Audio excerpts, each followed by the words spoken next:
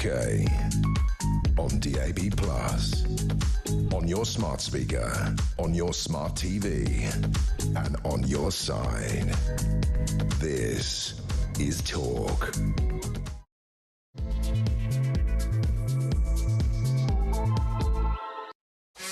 There you are. Good evening and welcome to the Political Asylum. I'm Kevin O'Sullivan and I'll be your genial host for 3 thrilling hours of news, views and dynamic debate right here on Talk all the way to 10 o'clock. Get stuck in, get it off your chest. Get on the phone and call me on 0344 499 1000, or you can WhatsApp voice note me on the same number and I promise to play your message out. It is Wednesday, July the 16th.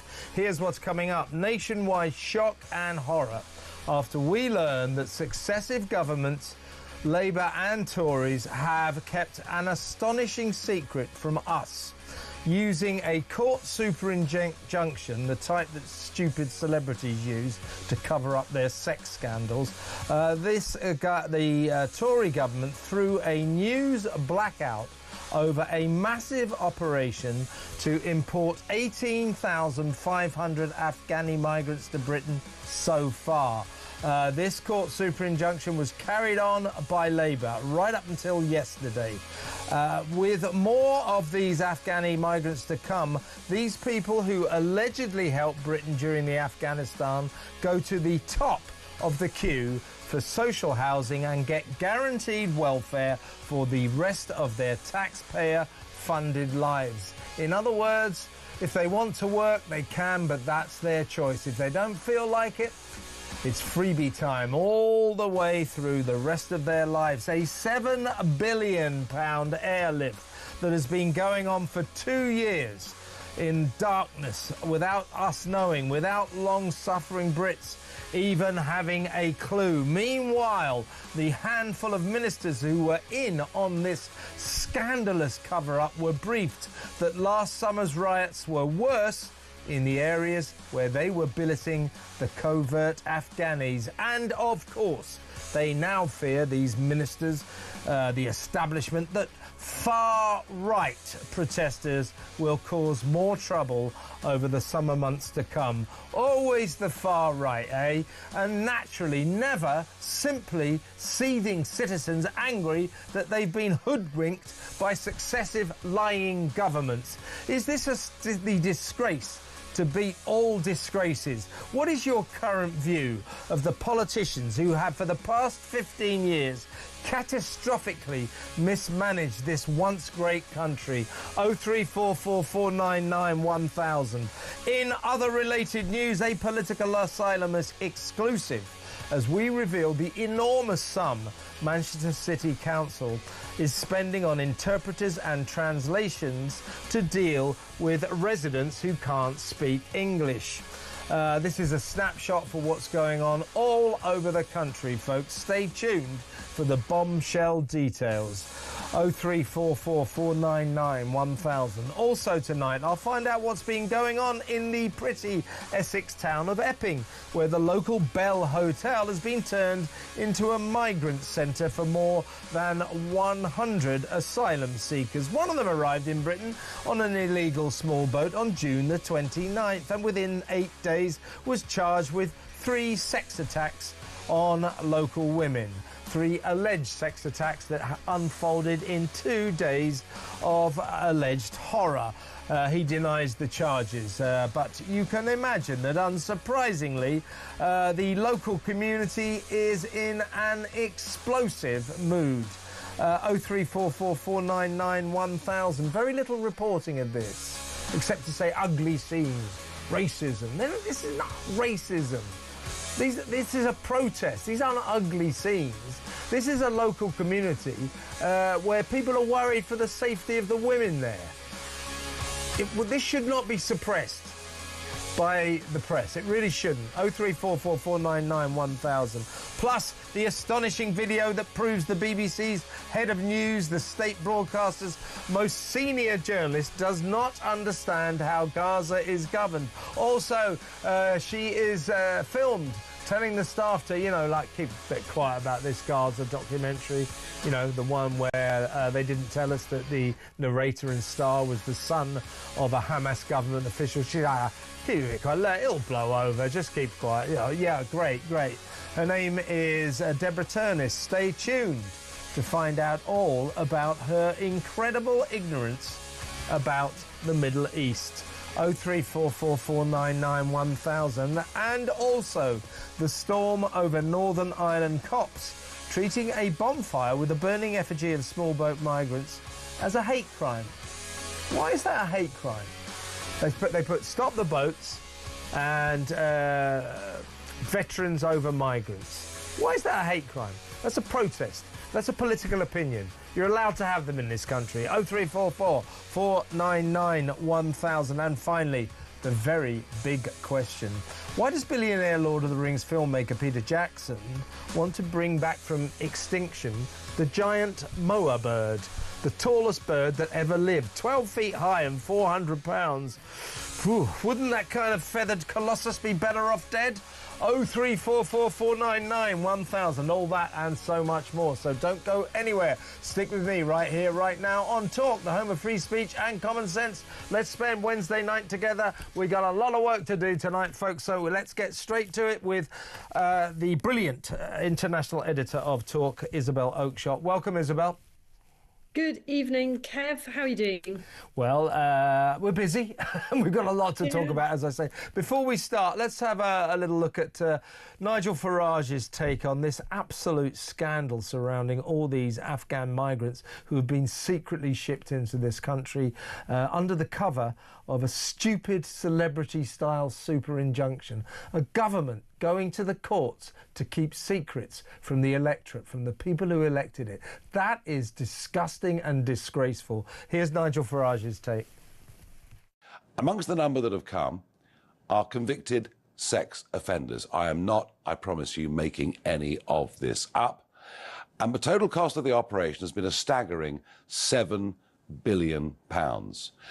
Of those that came, none of them were included in the immigration figures. There has been a total veil of secrecy put upon this by the last Conservative government and frankly carried on until now by the current Labour government. The numbers are off the charts. The cost is beyond comprehension. And the threat to women walking the streets of this country, frankly, is incalculable. I can't think of a better example of the total incompetence, dishonesty, and genuine lack of understanding what the priorities of a British government are than this Afghan scandal. Well, I couldn't agree more. This is just shocking, absolutely shocking. So this injunction was taken, super injunction. So if you take an injunction out to keep a story quiet, people are at least allowed to know that there is an injunction in place to keep that story quiet. If you take a super injunction out, they're not even allowed to know of the existence of the injunction. Yeah. That's what the government has been operating under since August 2023. And regular flights have been coming in from Pakistan full of these Afghanistan migrants. Now, there's so many questions to ask here. My first question, I guess, to you, Isabel, why do you think that the bungling official at the Ministry of Defence who accidentally shared this list of 100,000 Afghans who are supposed to be involved in helping Britain during the Afghanistan war, he accidentally made that public, shared it. Why is he still working at the Ministry of Defence? What do you have to do in this country to get fired these days? Well, it's almost impossible, isn't it, to get fired from the civil service? You just get moved to another department, quite often promoted. It's exactly the same in the NHS. You know, you run a failing NHS hospital trust. It doesn't mean that you're then disqualified from running another one. You just get moved to a different role. I mean, in a sense, yes, it's an important question, but there are so many wider questions than that. I'm coming to them, don't worry. It's hard to know where to begin, isn't it? You know, but let's just begin with a general observation. about the absolutely breathtaking attitude that this demonstrates on the part of political leadership towards the people to whom they serve, for whom they serve. You know, servants of the people is what an elected government is. You know, they are not there for any other reason than that they have been elected to be there to do what the British people have asked them to do. And first and foremost, their duty is to the British people, not to Afghans. Of course, we had some responsibilities, but first and foremost, British people must come ahead of all of that. And it beggars belief that in their absolute fixation with being honourable towards anyone and everyone who might somehow have been associated with the cause that we ran away from, the British people came last. We were kept in the dark because we were not considered grown up enough to be told the truth. And, you know, the ramifications of this go so deep, don't they? They really do. We need a law right now. Never again must the government be allowed to use the courts to seek secrecy, to keep secrets from the people who elect these governments. This has to stop. And that attitude you're talking about, this we're in charge, you know, with the politicians, you know, you're just the little people, we'll make decisions and we won't burden you with them. Let's have a look at a couple of examples of this attitude. First of all, it is the then Defence Secretary at the time, the Defence Secretary who sought this super injunction, Ben Wallace. Take it away, Ben. I took a decision that the most important priority was to protect those people who could have been or were exposed by this data leak in Afghanistan, living amongst the Taliban, who had no regard for their safety or indeed potentially could torture them or murder them. That was my priority. Now, I felt, and people can criticize me all they like on that, and they have a right to that opinion, that if we weren't given time and space to deal with this leak, find out whether the Taliban had it, and to date, there's no actual evidence they have now got it, and John Healey quite rightly has done a review subsequently, and to then start the process of getting out of that country those people who would have been put at risk by that data. And that was my priority. Yeah, that was your decision, Ben. It was entirely wrong. It was a wrong decision, so stop being so damn proud of it. Here's the now Lord Michael Gove, who was earlier on Julia Hartley-Brewer's show on Talk here. He, of course, was one of the senior ministers who was in on this secret that was scandalously, outrageously kept from the British people. So take it away, Lord Gove. Were you, as a senior figure in government, close to both Boris Johnson, previous Prime Minister, and Rishi Sunak, were you aware of this super injunction? Yes. And when were you first told about it? I was told about it in the final year in which I was in government, because my responsibility as the Levelling Up Secretary of State, responsible for housing and for local government, was to ensure that we could do everything that we could in order to ensure that those Afghan refugees who were in a position where they could move from Afghanistan or from adjacent countries into the United Kingdom were appropriately housed. You see, what this is, Isabel, this is all the sort of be kind, oh, you know, all these people who helped us in the Afghanistan was our responsibility. We've screwed up here. Now, here's the deal. That idiot who leaked this list, you know, he should have been sacked. But that was, you know, an egregious error that did leave us with a situation. You know, that I utterly accept we have responsibility to the Afghanis, the interpreters, the translators, the people who genuinely helped the Brits during the Afghanistan war. A friend of mine was an officer out there. I phoned him this morning. I said, look, this 100,000 figure, did you have 100,000 people? I mean, I realise what you're talking about is probably about 25,000 alleged collaborators and their families. I said, do you have like 30,000 interpreters, translators? He said, I think just about throughout the time I was there, I can remember about 100 Afghanis working for us. 100.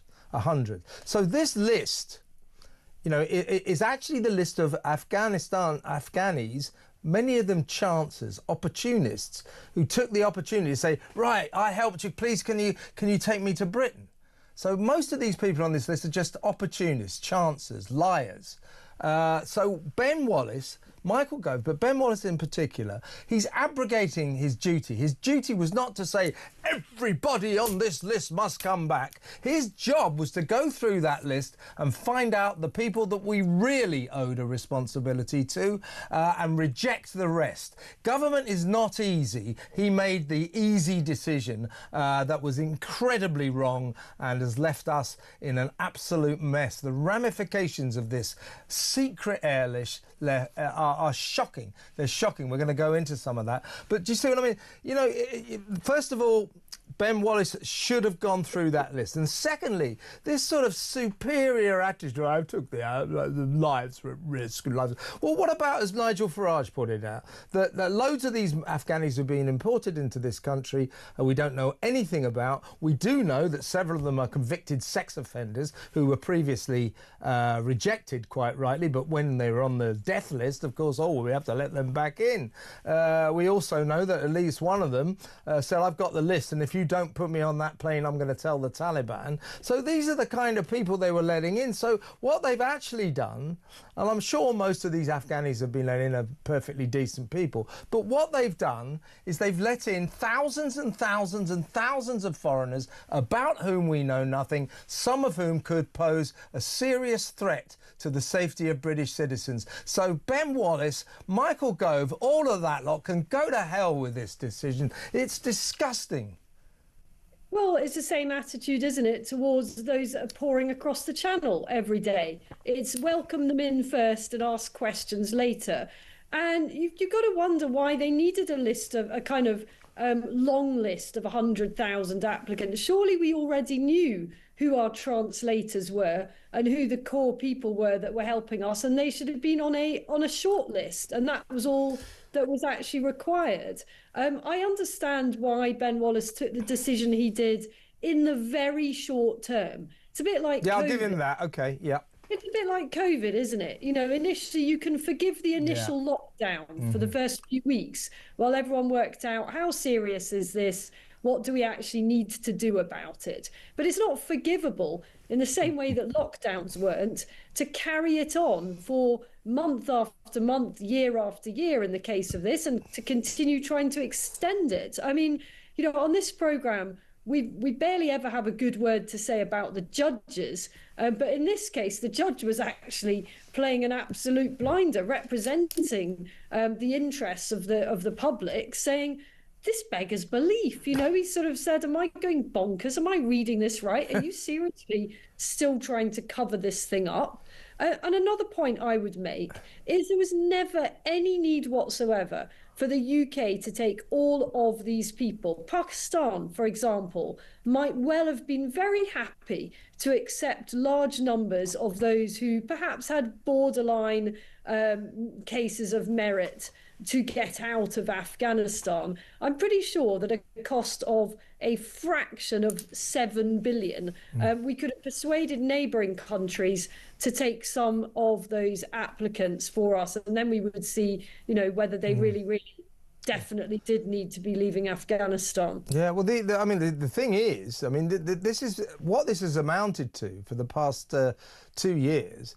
Is a sort of British secret people smuggling operation, because what we've been doing is secreting these Afghanis on this death list out of Afghanistan into Pakistan, presumably by road, presumably across the Khyber Pass or something like that, getting them into Pakistan, and then from there flying them in unmarked transporter planes to Brize Norton, the RAF centre here, and then dispersing them around the country. Numbers seem to vary, but it looks as if something like 19,000 have come already, and apparently the total number earmarked for arrival here is about 23,900, 24,000 if you like, which again is one more, we've got to go to break, but one more question is this. So John Healey, to some extent, to his credit, lifted this super injunction and said the people ought to know about this.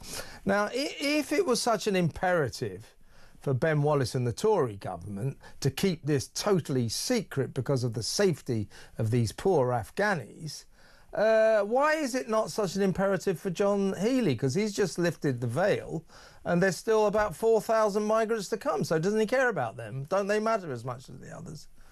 Well, they don't matter as much as the British people, I'm afraid. They're obviously pretty low down on the list. Otherwise, they would have been whisked here a long time ago. You listen to Michael Gove talking about how he was the levelling up secretary.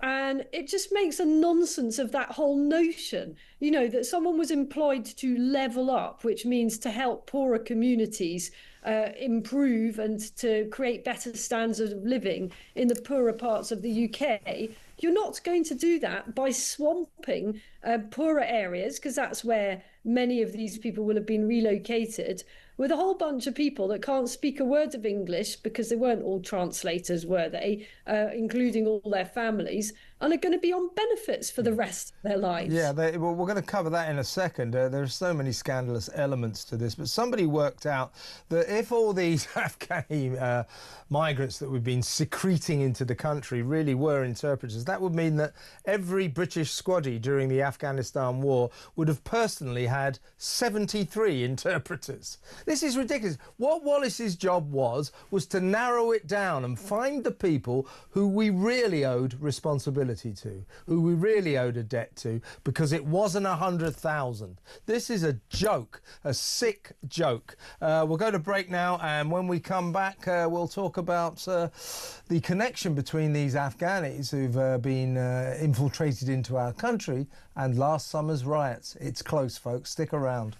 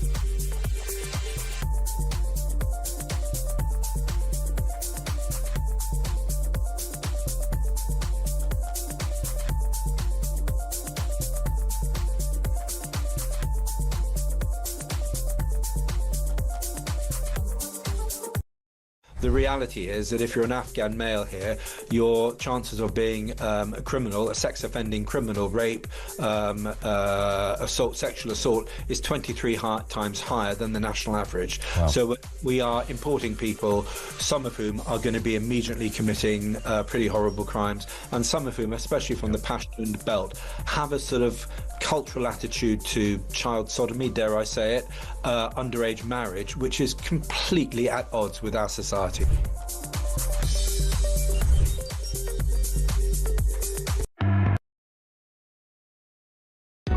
Across the UK, on DAB+, on your smart speaker, on your smart TV, and on your side. This. Welcome back. I'm still talking to Talk's international editor, Isabel Oakshott. Isabel, another element of this Afghan scandal. The migrants who are already here and the ones who are still coming, as I say, we think the numbers, it seems to be a kind of a movable feast. Some people are saying it's as low as 7,000, but the Mail seems to be on top of this. They've been monitoring this story all the way through. They've actually been covering the arrivals of these migrants, even though they weren't allowed to put it in the paper. They knew about it. They're saying 18,500 in already, something like 3,000 to 4,000 to go, that the final amount will be 23,900. So that's the numbers we're talking about. Could be more, could be less. But the point is, they're put into temporary housing, MOD housing, military housing, and then they're provided with social housing. In other words, council houses, that sort of thing. They are going straight to the top of waiting lists over long-suffering Brits who've been waiting for years. They will also receive benefits for life, welfare for life. The point is they can work if they want to, they're being told, but they don't have to. And as I said earlier, how much do we know about any of them? What we do know is several are sex offenders, and at least one was brought here because he blackmailed the government into letting him come. Otherwise, he would release the list of these 100,000 collaborators, apparently. Now, these shocking disclosures come as it is revealed that of the 3.6 million people in this country on universal credit with no requirement to work, 1.26 million are not UK citizens, they're foreigners. And among those 1.26 million will be thousands and thousands and thousands of our new Afghani friends that we've only just found out about. It's just extraordinary, isn't it? What this is what you said. This is what's so infuriating about this. Our authorities, our government, local councils, the establishment generally, their first priority is foreigners. They prioritise foreigners over us, time and time again. And here we are, these Afghanis straight to the top of the housing queue. Oh, you're a British citizen working hard, you've been waiting for 10 years. Oh, sorry, you'll have to wait a bit longer. It's disgraceful. Well, it also is reversible, I would hope. And if this government won't reverse it, then I think a future government is going to have to. We can't have people who are told when they come and they take hospitality from our country, they are welcomed, they are given housing, whatever, because there is an emergency situation. And that's, if we're being generous, we can say some of those who've come over secretly on these planes and reaccommodated, maybe they were genuinely at risk. But we can't have those people told, OK, you come over and you never have to work. I mean, that is totally and obviously unsustainable. By all means, give them a year to learn English or whatever.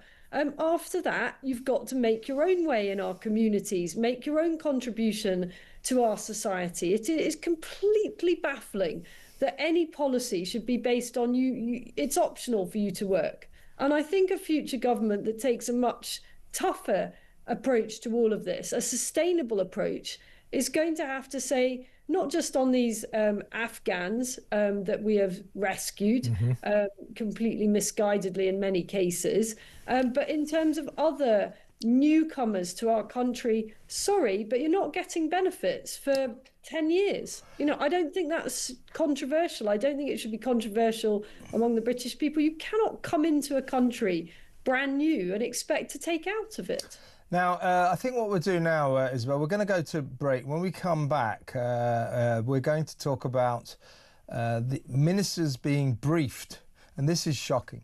Last summer's riots, it transpires, unfolded in areas with the highest number of covert Afghan arrivals. Ministers were warned about this.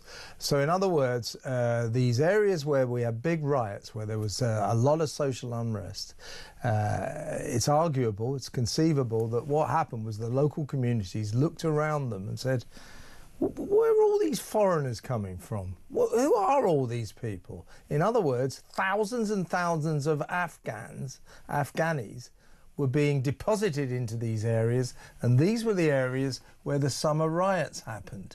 And of course, we're now being warned that there could be, government ministers are being warned there could be more summer riots in the months to come here in Britain, and you won't be surprised who they're already blaming for this unrest. It's the far right.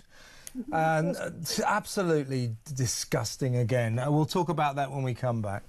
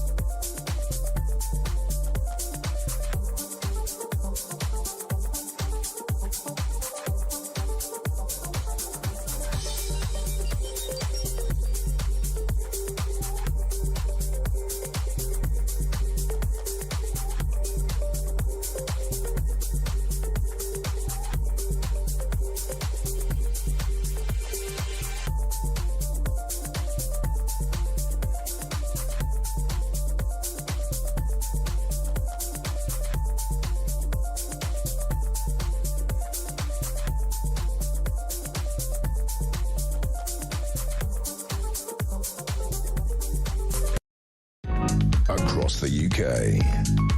On DAB+, on your smart speaker, on your smart TV, and on your side. This is Talk. Welcome back. I'm still with Talk's international editor, Isabel Oakshott. Isabel, ministers, during this cover-up, while it was still a secret that thousands of Afghans were arriving with monotonous regularity while we didn't know about it due to a super injunction brought out by the government to keep the electorate in the dark. While this was going on, the few ministers who were in the know were called to a briefing, funnily enough, last October the 7th. You can imagine why they called that meeting then.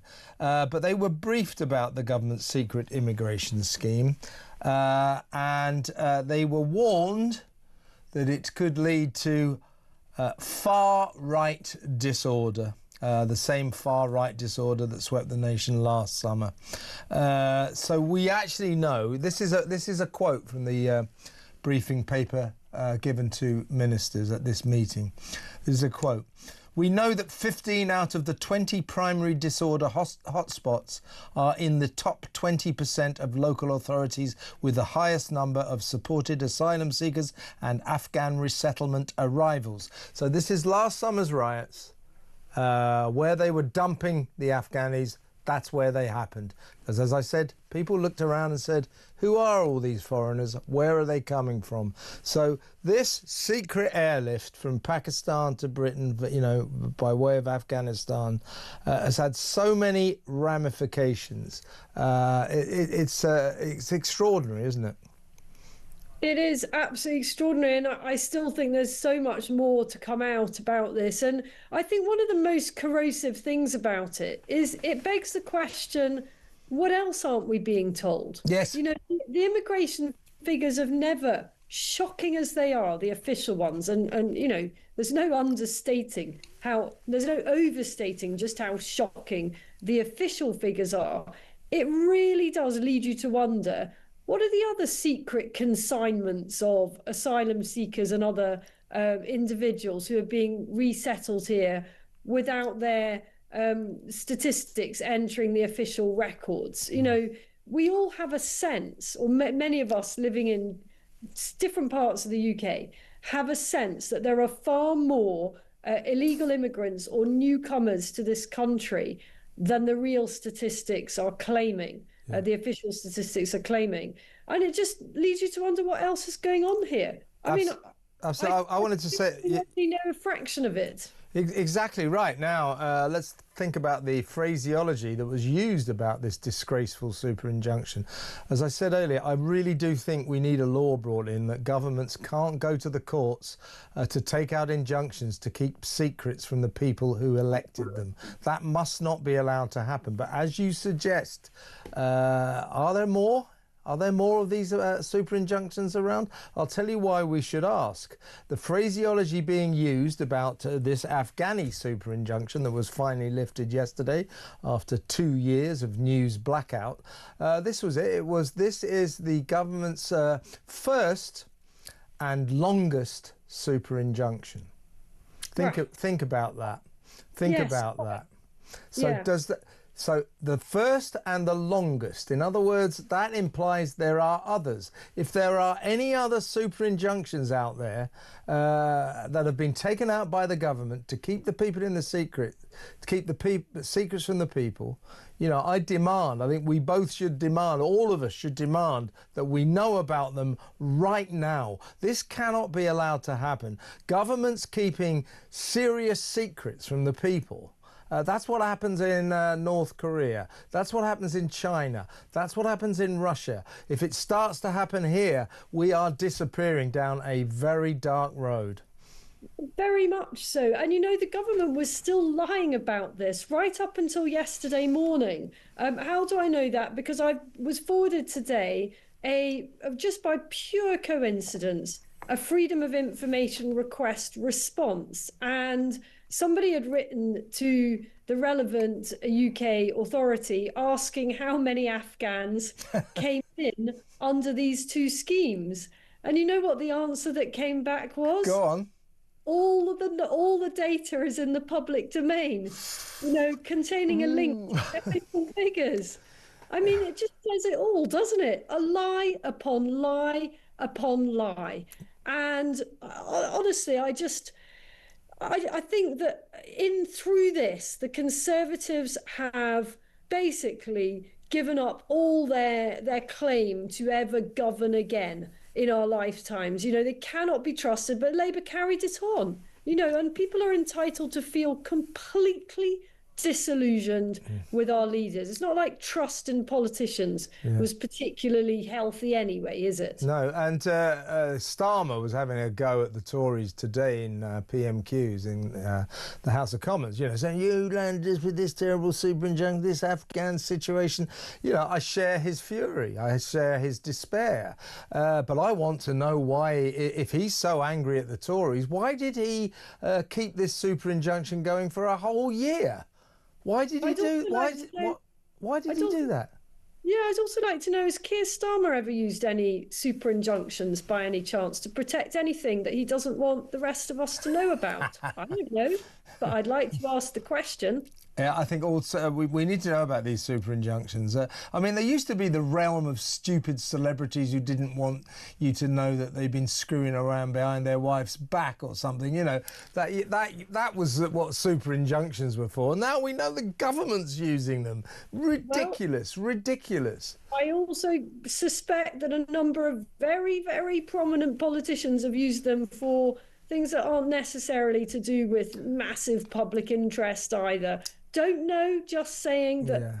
Well, I couldn't agree more. I'm sure you're right. But the one thing I would say, I don't necessarily approve of individuals who want to act like this, take out serious, expensive injunctions that normal people can't afford just to hide their disgraceful behaviour. I don't particularly approve of that, but that's individuals, that's their choice. It goes into a different realm when we're talking about governments taking out super injunctions to keep secrets, really important secrets, from the people that elected them. That is dangerous territory. I think they've got to be stopped from doing this. And as we just said, we need to know right now, are there any other of these government super injunctions covering up something that we really ought to know about? We need to know that damn fast, because this is the scandal of all scandals. It really is. Mike Graham, I think, has got a piece in The Sun tomorrow questioning whether or not this may be an issue that triggers a general election. I mean, I'm tempted to use the phrase wishful thinking, but it is a thought. It is a thought. There's so many scandals and problems and disasters just consuming this government. Yeah. You begin to wonder, how much longer can they go on like this?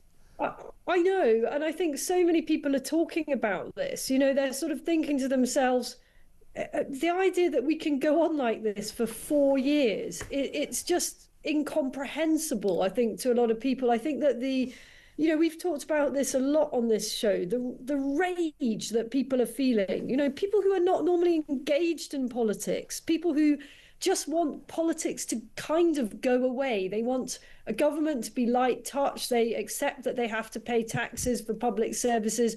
They don't really want to get involved in the whys and wherefores of how our country is run. And so many people are now getting really passionate about what is going wrong with the country, and are increasingly frustrated and wondering how we can all continue to tolerate this. And is there some kind of peaceful mechanism that could be used to bring matters to a head? I don't have the answer to that. No one wants to see civil unrest. So how does a furious population have a second chance at voting in a whole different set of people? And maybe many people feel there aren't even the options. Maybe people have got so disillusioned that they almost think there aren't any answers anymore. Yeah, well, I mean, let me know, folks, what you think. I mean, I'd love a new election because we could get rid of this lousy Labour government. But I do think there comes a point, and we may be at that point, where a government is so consumed by so many catastrophic problems and scandals that it becomes dysfunctional. It is unable to function. Have we reached that point? 0344 499 1000. Stay where you are, Isabel. When we come back, a little political asylum exclusive. We have received via a Freedom of Information request the amount of money that Manchester City Council is spending on interpreters and translations to deal with residents there in that great city who don't speak English. It's a lot. Stay tuned to find out.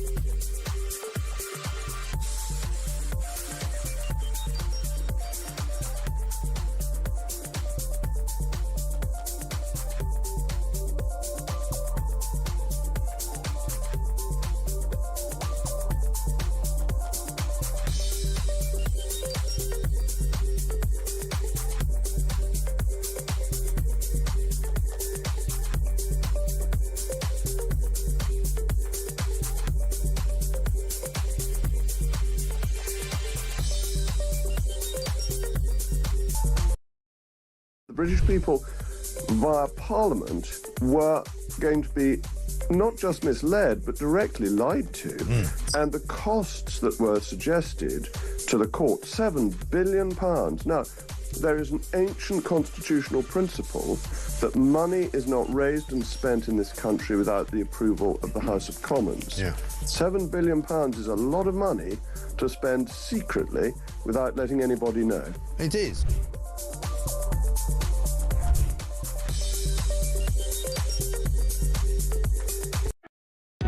Across the UK, on DAB+, on your smart speaker, on your smart TV, and on your side.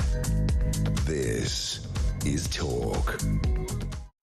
Welcome back. I'm still with Isabel Oakeshott, Talk's international editor. Now, all this talk of national government mismanagement, it's just not fair on the local government because they are mismanaging local areas like there's no tomorrow. Let's talk about Manchester City Council. Remember, folks, this is just a snapshot of one part of Britain. And all over the country, because of these asylum seekers, these foreigners who are saturating the country, local councils, all local authorities, they have to spend, and the NHS and various other organisations, they have to spend fortunes on translators and interpreters, translations, you know, their printouts and all that. So we've got a Freedom of Information request to Manchester City Council. Asking them how much they're spending. So we went back to 2021. I'll run through it. From 2020 to 21, they on interpreters and translations, £23,467. The following year, 21-22, £53,732. 22-23, £78,243. Notice how it's going up. Well, funny enough, 23-24 was a slight dip, went down to £64,410, but last year, wait a minute, back up to speed, £119,393. That means over the past 5 years, they've spent £340,000 of council taxpayers' money on interpreters and translations. Now, there are 8,160 approximately asylum seekers in Manchester. As of December 24, across the country, there were effectively 125,000, 124,802. So 125 asylum seekers around the country. So if you take this £340,000 and you extrapolate it across the country, it means that we're spending nearly £2 million a year interpreting and translating for people who live here who can't speak English. Now, again, I can think of better ways of spending British citizens' money. And I think this is the kind of expenditure that makes people furious. Your thoughts? My thoughts are it's all got to stop. It's not the job of the British taxpayer to provide translation services for people who are coming here from overseas to use the public services that the British taxpayer also funds. If you come from overseas and you want to interact with our public sector and you want to take advantage of public services, then the very least you can do is find a way to communicate in our language. Now, whether that's you yourself learning how to speak English, or whether it's at your own expense bringing a friend along with you that can speak English. I mean, this stuff isn't that difficult, is it? English is pretty widely spoken all over the world. So there's always going to be someone that you can recruit to your cause. It really shouldn't be our problem how you do that. In no way, I'm talking to you now from North Africa. If I had to take one of my children to hospital in North Africa, I would not expect to them to provide me a translator. I would expect that I would have to use my wits to find a way to communicate. And I don't understand why we've got ourselves into a position where we think it is on the British taxpayer to provide that service also. It's ridiculous. I'm worried about local councils. The Dolge scheme, or the campaign by Reform UK to go into the councils that they won the Department of Local Government Efficiency, to try and find out where they're spending their money, and they're uncovering these extraordinary extravagances spent on asylum seekers and their kids. Ridiculous amounts of money, for trampoline lessons and video games and God knows what, driving lessons, you name it. I live in Camden, the Camden Council area of North London. I suspect Camden, I don't really look into these things much, but I suspect Camden Council's probably a left-wing council. I got this letter today, right, saying, would I like to, I can apply if I like to join a panel of citizens, and our job, and we'll get paid for this. I mean, I'm probably not going to do this. If I do it, I'll do it as a wrecking ball to ruin the whole scheme. No, seriously, they've got, the Camden Council apparently got a £30 million diversity fund. And they want a panel of citizens to sit there and work out how we can give £2 million a year to diverse businesses, to businesses that are diverse. And I'm thinking, what does that mean for a kick-off? And what about white people trying to, white British citizens trying to run businesses? Don't they count? What's wrong with them? And did anybody in Camden vote for this? Oh, by the way, we'll take 30 million quid's worth of your money and we'll spend it on some sort of virtue signalling claptrap about diverse businesses. But I think this nonsense, as Zia Youssef is discovering as he goes into these local councils, is going on all over the country. Who voted for the £30 million diverse business fund in Camden? No one, I don't think. It's worrying, isn't it? And why can't they just use that allocation of money, if they're so overflowing with resources, to reduce council taxpayers' bills? That's a way of spreading the love, isn't it? That way they can, I'm sure, hit all sorts of businesses, diverse and otherwise.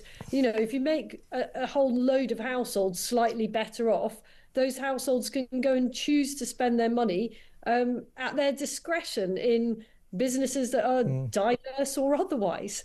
At this rate, anyway, parts of London, it's going to be that white people are going to end up being the beneficiaries of diversity schemes because they're rapidly falling into a minority in some areas. Yeah, the kind of businesses that the diverse Camden scheme will give money. It'll be like puppet makers for children's theatre and things like that. By the way, we did reach out to Manchester City Council to ask them about this translation expenditure. And I was about to say they haven't responded. We asked them ages ago. ago.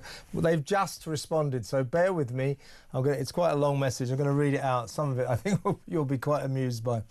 Here we are. Spokesperson for Manchester City Council in response to our story about their expenditure on translating and interpreters. This is it.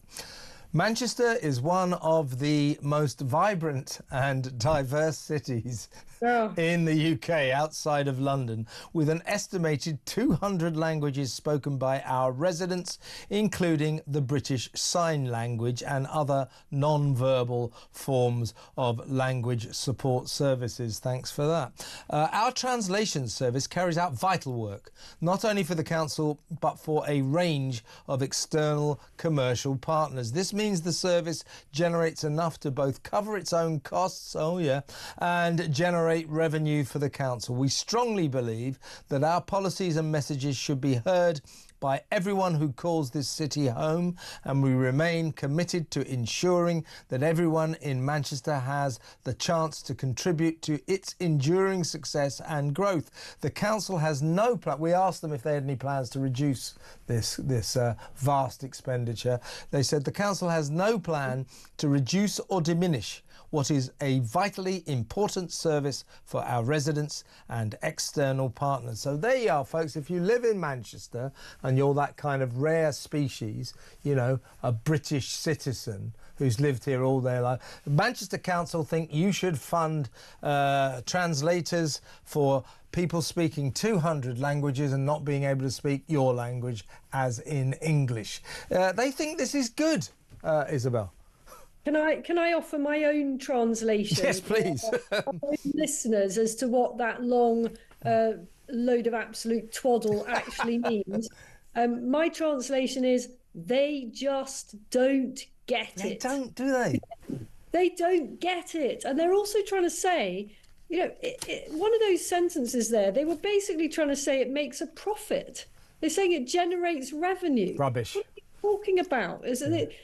I think you might have to look at that again, but I think they did seem to be saying that this thing. No, they did. They said that this makes money. So I think we might get back in touch with them and say, could you delineate exactly how all these translators make money? Yeah. From translation businesses, is it? Their job is to serve communities, providing the.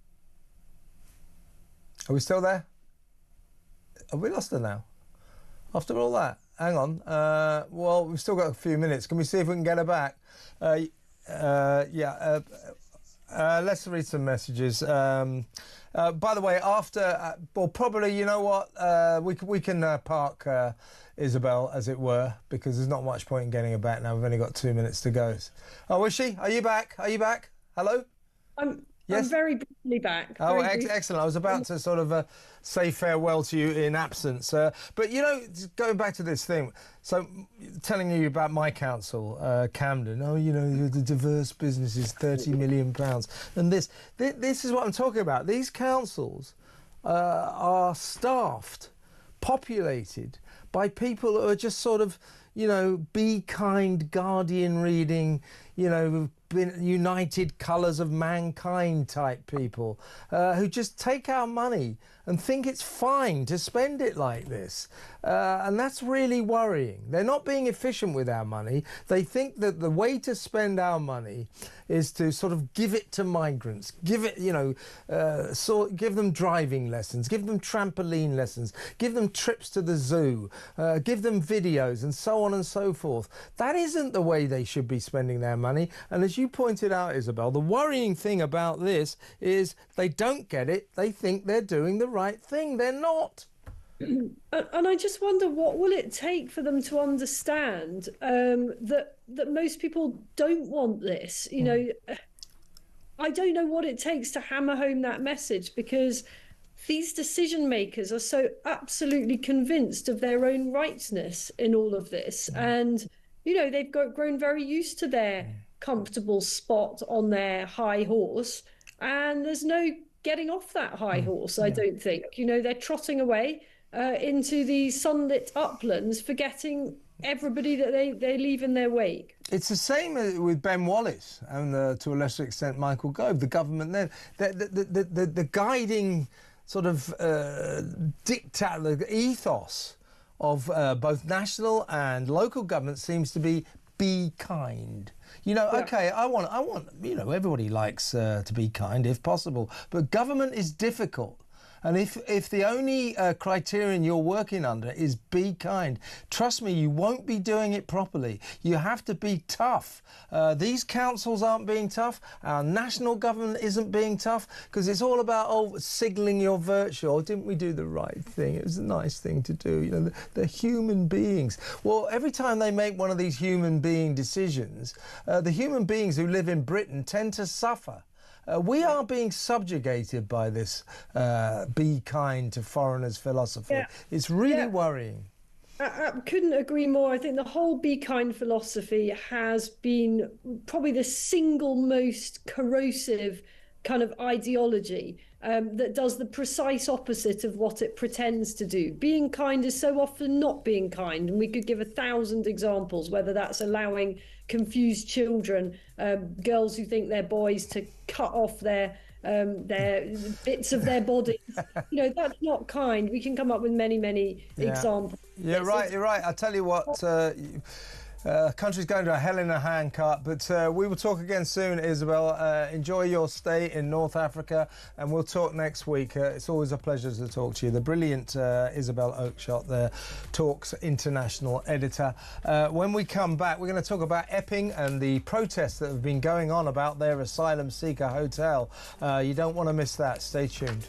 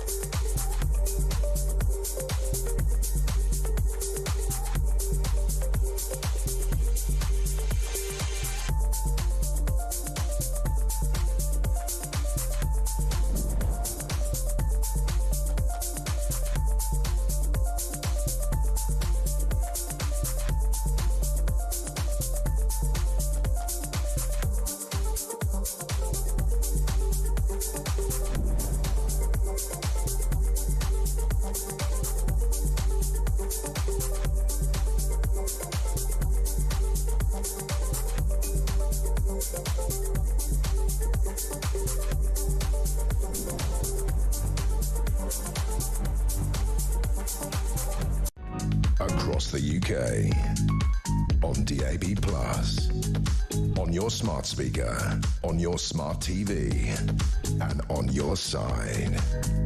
This is Talk.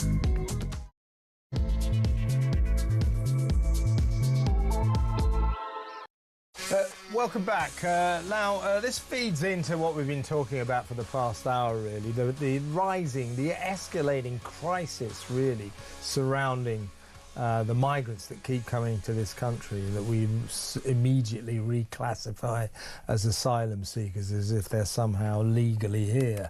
They're not actually technically, that's just a political decision. But anyway, we've got about 120,000 of them around the country, dispersed into 200 hotels, plus various accommodation centres and houses. They're all over the place. We know about that. We've been talking about that. Now, and with this invasion, if you like, come problems. Now, by the sheer number, the volume of these foreigners who are now living here, that come often from very different cultures to us. They arrive here, they can't speak English, they've never been here, you know, they're from Afghanistan, Syria, Ethiopia, Somalia, wherever. They know nothing of our ways, if you like, or our culture. And by definition, you know, crimes start to happen. These are young men, mostly, nearly all of them. Young men, we usually say at this point, of military age, but for the purposes of this discussion, we can say young sexually active men. So they come here, they are not allowed to work, and I think that's quite right, by the way. But it does give us the problem of hundreds of young men hanging around many towns all over this country with nothing to do, and you know what they say, the devil will make work for idle hands to do, and that does happen. So more and more these guys, they're mostly men, are committing crimes. Now, we get very angry. They abuse our hospitality, our generosity. They come here and they break our laws. That is bad enough, but it's beginning to emerge now that due perhaps to these cultural differences, more and more of them are committing sex crimes. And if they start raping or sexually assaulting people, as a few of them have been convicted already, that is a recipe for disaster. Local communities are going to get furious. And in fact, well, this is partly some of the reasoning behind last summer's riots. Well, it's starting to happen again now in the very pretty nice town of Epping, near the forest. It's an Essex town, you know, sort of North London, Essexy. Very pretty little place. They've got their asylum seeker hotel. It's called the Bell Hotel. So in this reasonably small town, all of a sudden, there are more than 100 young men just milling around in their asylum seeker hotel. Now, one of them came in on the 29th of June. He's an Ethiopian. And within 8 days, he was charged with 3 sex attacks on local women that were supposed to have happened within 48 hours.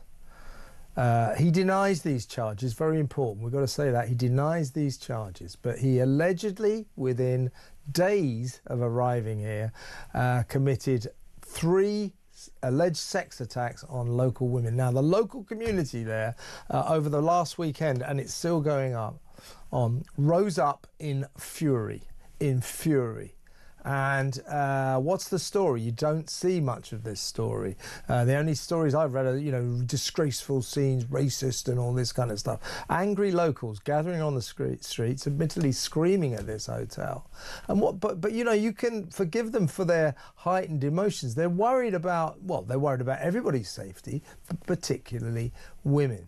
We've got a development at the hotel today. It looks as if 2 members of staff have been attacked at a bus stop. We'll come to that in a second. But to discuss what's going on in Epping, and as I say, be careful, because this kind of unrest is coming soon to an asylum seeker hotel area near you. A warm welcome to the studio, a Reform councillor. He's a councillor for Ongar in Essex, so not far away from Epping, Jamie McVicker. And you've attended these protests, Jamie. I did. So I was there on Sunday, and I think you're right to mention, you know, this individual does have the right to a fair trial, so we must make sure that happens. But I think actually, irrelevant of the horrific circumstances that have been described about the alleged incident that took place, there's something far worse here, which is that so many people in Epping and across the Epping Forest community, in Ongar, where I represent, have been very patient, have been very polite, have been very almost too scared to talk about this. Many people who actually work in the local school, staff, students, have approached me since this incident and said, you know, I could not have mentioned this in school because I would have got in so much trouble. That's from a student. And now this incident has happened. There are so many people that are furious because I think the British people feel like they've been silenced on this issue. Yeah, you know, they do. You get a hotel in your community, don't talk about it, you're racist, you know, and this is what's happening everywhere. Yeah. And people have every right to be angry. And what we saw on Sunday was women, children, young girls, fathers with their daughters, standing outside a hotel and saying, send them home. They shouldn't be here. They've arrived here illegally. They have no legal right to be here. Let's be real. They've broken into our country. Yes. They're potentially going to end up being somehow integrated into our country, able to apply for benefits and all sorts of things. And I'm really pleased that Reform UK have clarified, if we get into government, or I'd like to say when, we will absolutely ban all benefits It's looking to better, migrants. better for you lot by the Well, day. yeah, by the way. but do you know what? What really frustrates me is the potential to have to wait 4 years for a general election. I think that's actually one thing. Everywhere I go, Kevin, up and down the country, and I'm canvassing, people say to me, how long do we have to wait until we get this lot out? But, you know, it's actually not this current Labour government that's the problem. This is the Conservative Party's legacy. They did this to this country. The Conservative Party opened this hotel in Epping originally. The local Conservatives did hardly anything to try and stop it, and here we are, back again. The hotel has been opened and we have trouble on our streets. And, you know, take away the incident you mentioned in Isolation, crime in the local shops. The staff tell me it's just normal now that people that live in this hotel go in, they cause havoc in Tesco's, in Marks and Spencer's. It is absolutely unacceptable that people should have to live under these circumstances. Well, this has just literally come up. This has been a press release in the last couple of minutes, a news story. An alleged attack on 2 security staff at a hotel in Essex, which is the Bell Hotel that we're talking about, left these 2 staff there needing hospital treatment and has sparked a police investigation. They were allegedly assaulted at a nearby bus stop in High Road in Epping on Sunday evening. So we don't know the details of that, but it does prove that it's getting pretty volatile in Epping. Yeah. And as I said, I want to stress that this guy that appeared in Colchester Magistrates Court, charged with these alleged 3 rapes, does deny them. But the point is, it's the spectre of sex offences around the country that are going to cause huge problems. You probably saw, Jamie, a couple of weeks ago, Big Sun exclusive, that councillors like yourself down in Portsmouth and officials who worked for the council were ordered not to tell anyone that the guy who'd been arrested for the rape of a local woman was staying at the local asylum seeker hotel. He was an asylum seeker. Councillors and officials were told, don't mention that element. You can mention the rape, but don't say that the suspect is an asylum seeker. We understand there are similar situations in London and Manchester. Now, if these migrants, mostly young men coming in and committing sex crimes, sexual assaults, I'll tell you the way not to deal with that scourge. It's to try and keep it a secret. Well, these people think the public are stupid, and I think actually, you know, one thing I know about the great people of Essex is they're not stupid. They've got a lot of I've seen them on the telly.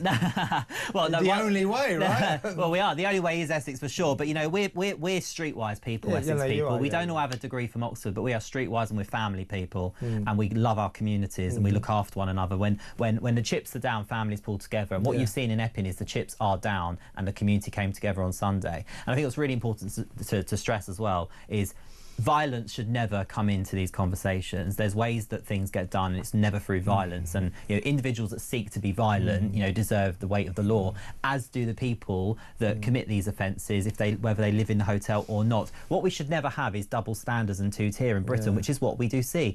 This actual hotel, it's my understanding, there's a trial, and I won't go into too much detail, where there's actually been an arson charge to do with the similar situation. And isn't it funny how the details of that were so, you know, hush, hush, hush, hush, hush, hush. Everything's kept quiet. And this is what politicians fail to see, is that this is what winds people up more. It's the keeping of the secret. I mean, look at the Afghan situation. I mean, that is outrageous. And you know, the statistics for crimes committed by Afghans, they are most likely to commit an offence compared with all of the other nationalities. People get so wound up when you keep things from them. Parents deserve to know what their children are walking past when they go to school. That is fundamental. I'll tell you a story about an Afghanistan guy, 29 years old, came into this country illegally on an illegal small boat 3 years ago. He was welcomed into the warm embrace of our incredibly generous asylum seeker system. Of course, you know, giving them free food, free doctors, free lawyers, free dentists, and he was billeted up in Scotland, Falkirk. He arrived, this is 3 years ago, he arrived in Falkirk, and within a day had taken a poor little local 15-year-old girl behind the back of a pub and viciously raped her. Now, he got, a couple of weeks ago, he got 12 years for this, and when he got the sentence, he went berserk, shouting and screaming in the court, and referred the court to his defence. This was his defence. No one told me about the cultural differences between Afghanistan and Britain. Now, in that story, you see the massive problem we're facing. These guys, many of these guys, they're coming in from cultures very different from ours. They have no understanding of our culture, and they come from countries where you're not allowed to see the big toe of a woman. You know, they suddenly arrive here, you know, where women can dress exactly how they want to, and Hail Mary to that, they should be able to, and they get overwhelmed by it, and trouble trouble follows. And yet, when our next Prime Minister, Nigel Farage, talks about the national security emergency, don't laugh, it's not a joke, you know it's serious.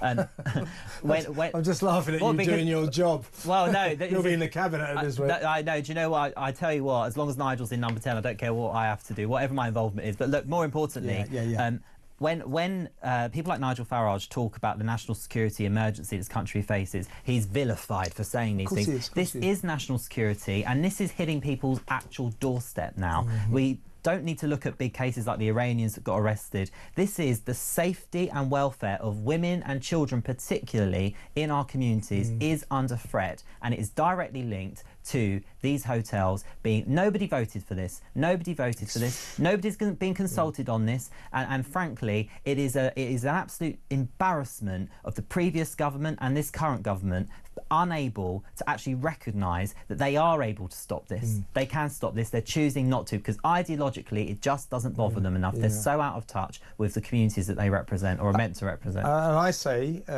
15 years of misgovernment by the Tories, and now a year of Labour.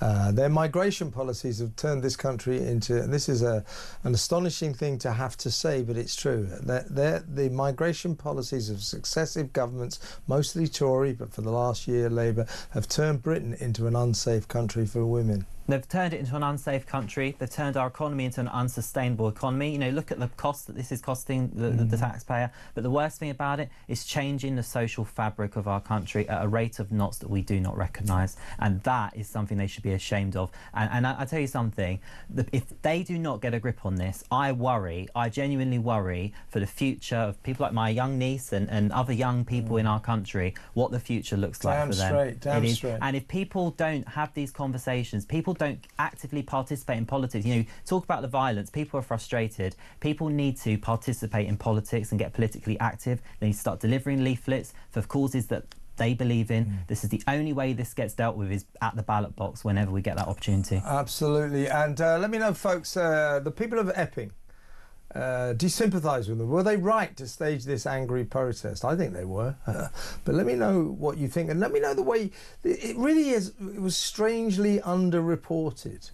As Jamie's saying, it's this kind of secrecy that surrounds it. As soon as we even encounter the spectre of suspicion about our asylum seeker problem, it gets suppressed. Racist, you know, how dare you say that?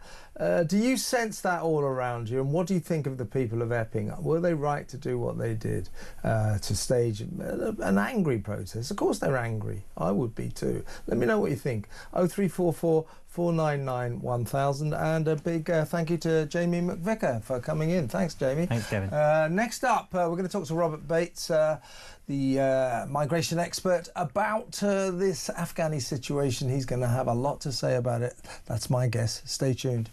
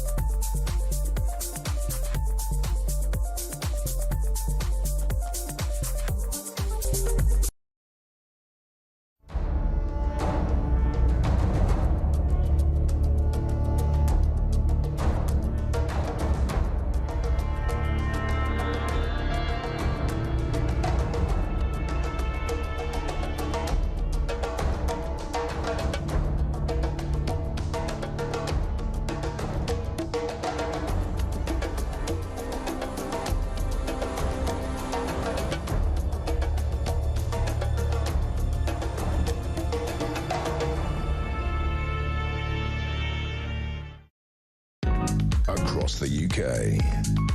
On DAB+, on your smart speaker, on your smart TV, and on your side.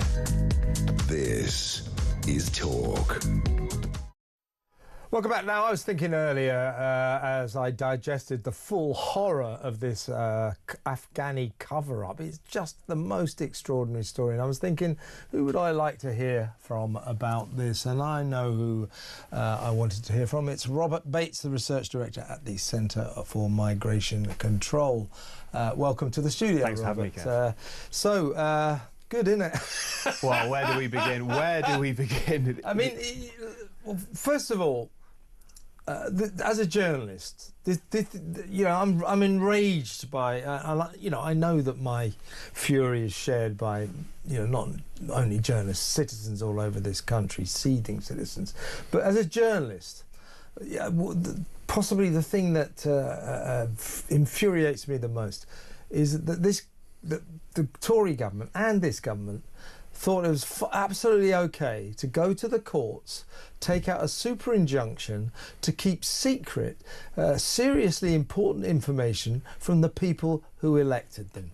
That cannot be allowed to ever happen again. What do you think the hell is going on there? I think that is why this stings so much and why there is such righteous anger across the country about this story. I mean, we all know that successive governments and politicians have let us down and betrayed us when it comes to immigration, but I think what we've seen with this is a whole new world. We've crossed the Rubicon here, where the government is now actively concealing the true facts of those that are coming into our country from the British public, and they're doing so under such a patronising guise of, oh well, we're concerned about how the population might react to these facts. They might, hold us accountable, heaven forbid, for these systemic failings that have taken place in the MOD. And I think there's a real sense now that Westminster and Whitehall have never been so remote from where the British population are on these issues. They treat immigration as a kind of a game, it's a chessboard for them, whereas in reality what we're talking about here is people's livelihoods, people's communities that are being upturned and changed overnight. We're talking about the economy as well. We're talking about the taxpayer being absolutely walloped for £7 billion as a result of this.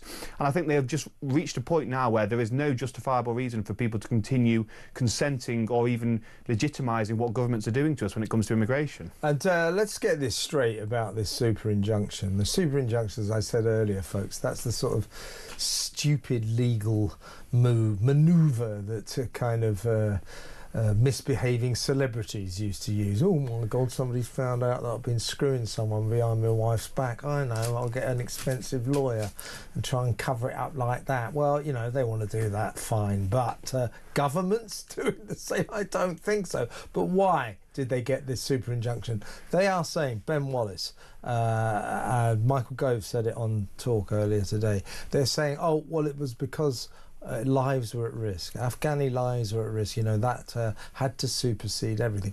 That isn't why they got the super injunction out. They got the super injunction out to cover up for the most egregious balls up in civil service history.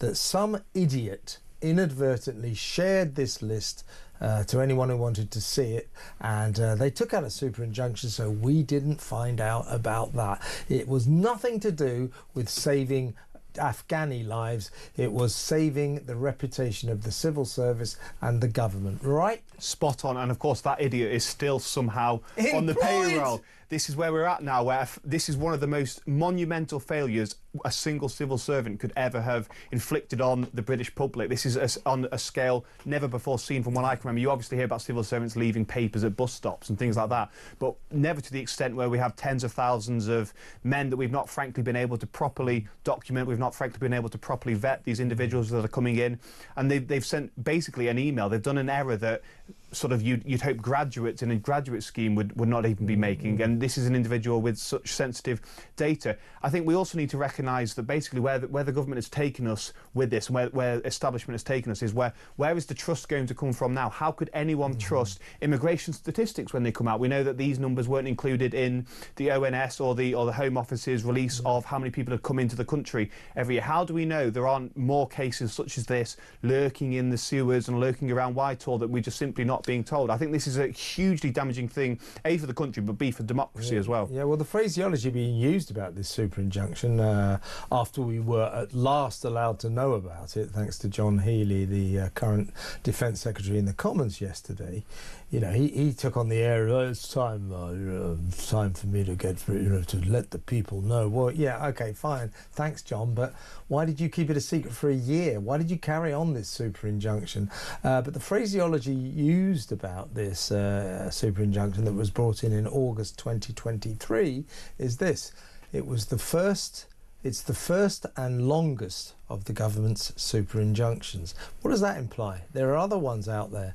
If there are, I, as a very prominent journalist, I demand that the government tell us. I think we as the people of this country must demand that this government tell us whether or not there are any more of these super injunctions out there keeping terrible secrets from us, because we cannot allow the country to be run like this, right, Robert? Well, I think even with individuals of such a high esteem as ourselves demanding that the government releases this stuff, I very much doubt that they will listen. Of course, it's the right thing to do. Of course, it's justifiable, but we know that politicians are concerned primarily with themselves and their own status. But let's actually think about what it means to have had 30,000 Afghans sort of smuggled into the country. We know for a fact that they're 22 times more likely to commit sexual offences and be convicted for sexual offences than Brits. We know that they're 6 times more likely to be convicted of violent offences, 11 times more likely to be convicted of drug offences. These are people with a cultural background and an attitude towards women or an attitude to law that is completely alien, really, to the British population writ large. And the fact that we've had such large numbers scattered around the country and we've not really been allowed to know why we're seeing an uptick in crime, why we're seeing certain crimes that maybe we thought we'd kind of moved on as a society past suddenly surging again. I just think this whole thing reeks of a real smug, condescending approach to the British population. They don't care one jot about our country, they don't care about our communities. They're just concerned about keeping themselves in position and keeping themselves held in high esteem and lofty office. So they've held up, but Ben Wallace in particular said, you know, the crucial thing, the most important element of this was we had to protect lives of these Afghani collaborators, if you like, who were on this list. So there's 2 questions to say about this. One is, see, I keep saying to my message to Ben Wallace is government is not easy, it's tough. And when you're giving a list of 100,000 people and you are told these are all people who helped the British during the Afghanistan war, the Defence Secretary should say this: 100,000? I don't think so. Well, I'll tell you what those 100,000 names are. They're the people who tried it on. They applied to come to Britain, so they're all on this list. OK, arguably, that puts them under threat from the Taliban, but that's their lookout. There's no way that these 100,000 people on this net were all helping the British. It is estimated that we had about 100 interpreters. Now, of course, they weren't the only people that helped the British. But this 100,000, Ben Wallace should have gone, OK, we have a responsibility to the people who really helped the Brits during the Afghanistan war. Get me the proper list. Don't just say, oh, they can all come. That was an egregious mistake, I would suggest. It's a huge one, and that really is the lack of critical thinking, unfortunately. And there was also, it doesn't seem to me, any thought about whether it was necessary that because we'd released this list and somehow deemed that these people were at threat, although we now know, thanks to John Healey again, that the assessment really is that a lot of them aren't actually at risk from the Taliban. There was no question about whether a third country closer to Afghanistan could have been brought into some kind of arrangement. We've got NATO allies in Turkey nearby to Afghanistan. We've got another ally in Pakistan as well. Why was no attempt made? It seems to me that there was no attempt made to enter an agreement with these countries closer culturally and geographically to Afghanistan to actually resettle these individuals that we somehow had deemed in our fit of craziness and panic that were in need of rescuing and transporting over here. And unfortunately, now we have got a large number of individuals here. What we will see, of course, is a large sort of under-the-radar chain migration, as well as family members, friends, people, associates effectively are brought in as well and able to make a similar claim under the ECHR or whatever it might be. This is brief but sweet, Robert. This is kind of a final point, but I think we need to make it. It is this. This decision by Ben Wallace and subsequent governments, right up to the Labour government, once again This is our authorities, our government, subjugating the rights and the safety of British people to foreigners, because this 100,000 list, they know that among them we have let in several sex offenders, people who applied before to come back but were or to come here from Afghanistan but were quite rightly refused. Well, sorry, we don't really let rapists come and live here. Well, these rapists were allowed to come here because they're on the list, and they'll die otherwise. That was the argument. They'll get killed. So we know they've let in sex offenders. They've let in several other people who blackmailed the government by saying, if you don't let me come, I'll release this list, I've got the list, and so on and so forth. So there's a lot of people. So if you let sex offenders in here, you are prioritising, their safety over the safety of British women or British people. This is a decision that prioritises Afghanis over Brits. That is typical and wrong. Well, frankly, I think Whitehall gave up on caring about the British population a long while ago. Of course, it's not just the safety element, it's the housing situation as well. Veterans, families having to fall further down the list as these individuals are elevated up. I think the decision-making process, and I don't know how many individuals are implicated. I'd imagine there's a lot of people that have had this across their desk and somehow thought this is an okay situation for us to be continuing with. I think it really reeks of, we are held in contempt at this point. There is no doubt about it. The British population are really an inconvenience, as these individuals like to grandstand on an international stage, and as I say, like to treat international relations like a game of chess. We have been sold down the river consistently, and I think this is a real totem of really the last 20 years of the way our borders have been handled. And just a final point about the way these modern politicians seem to think. We vote them in, and then they think they can treat us like little pawns in their game. Oh, this information is too sensitive for those awful Neanderthals. If they find out about this, they'll start having riots. So we keep it a secret. Ben Wallace was exuding that. I have no regrets, no regrets. Well, he should have regrets, shouldn't he? Well, I think he's a ridiculous man, and thank goodness he's no longer in public life, quite frankly. The patronising tone that we've seen a lot of from these individuals, that they know what's best, and heaven forbid the British population that have made some of the best democratic choices over the last 200 years. We've steered this country, the British population have steered this country on a pretty good course up until now. The idea that we can't be judged and trusted to know what's best for our country and our communities is an absolutely appalling statement that's really been the undertone of this whole process, and I think it's absolute disgrace. Yeah, these people, Ben Wallace, Michael Gove, got to learn. We're your boss. We're the people. We vote you in, and you should serve us, not treat us like children. Not treat us like inferiors, as if you only in your superior ways are entitled to know extremely important information about the running of this country. This, folks, as I keep saying, this is the scandal to be all scandals. I'm not sure where we go from here. Let me know what you think. 0344 499 1000. Big thank you to Robert Bates, a research director at the Centre for Migration Control. Come in and see us again soon, Robert. Next up, we're going to talk about yet another scandal. This is the BBC. This is extraordinary, folks. This is remarkable. This is the head of news, the most important journalist in the state broadcaster, revealing that she doesn't have a clue how Gaza is run. She doesn't understand the government.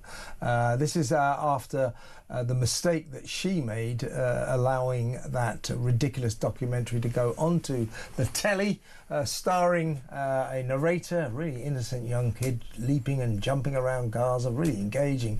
BBC neglected to inform us he was the son of a Hamas government official. That next, stay tuned.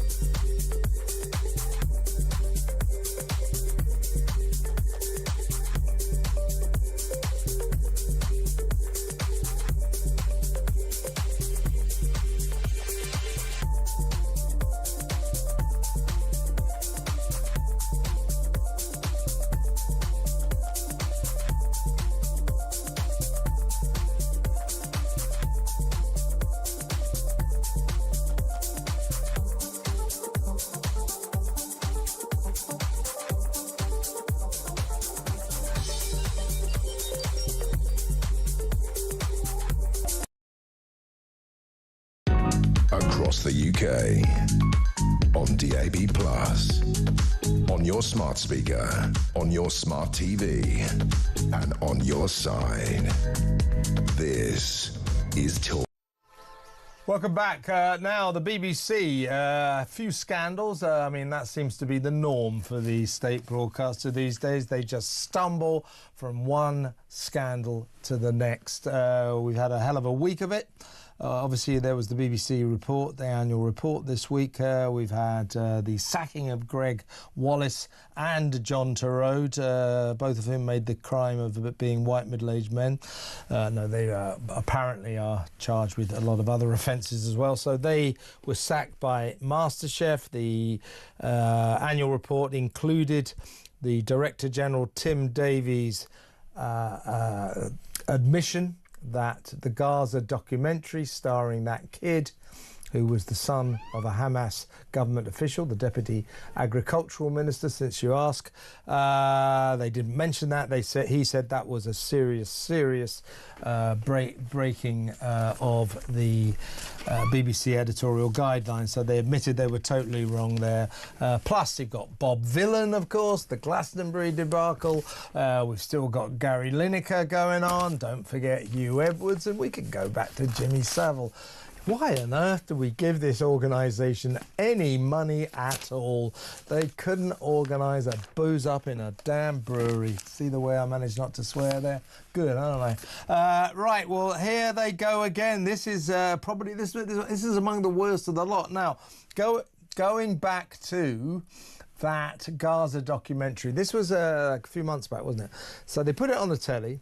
There's this engaging kid leaping around. He's always so How to Survive a War Zone, I think it was called. He's leaping around, showing us the horror and the beach and all that, and quite an engaging kid. It went out.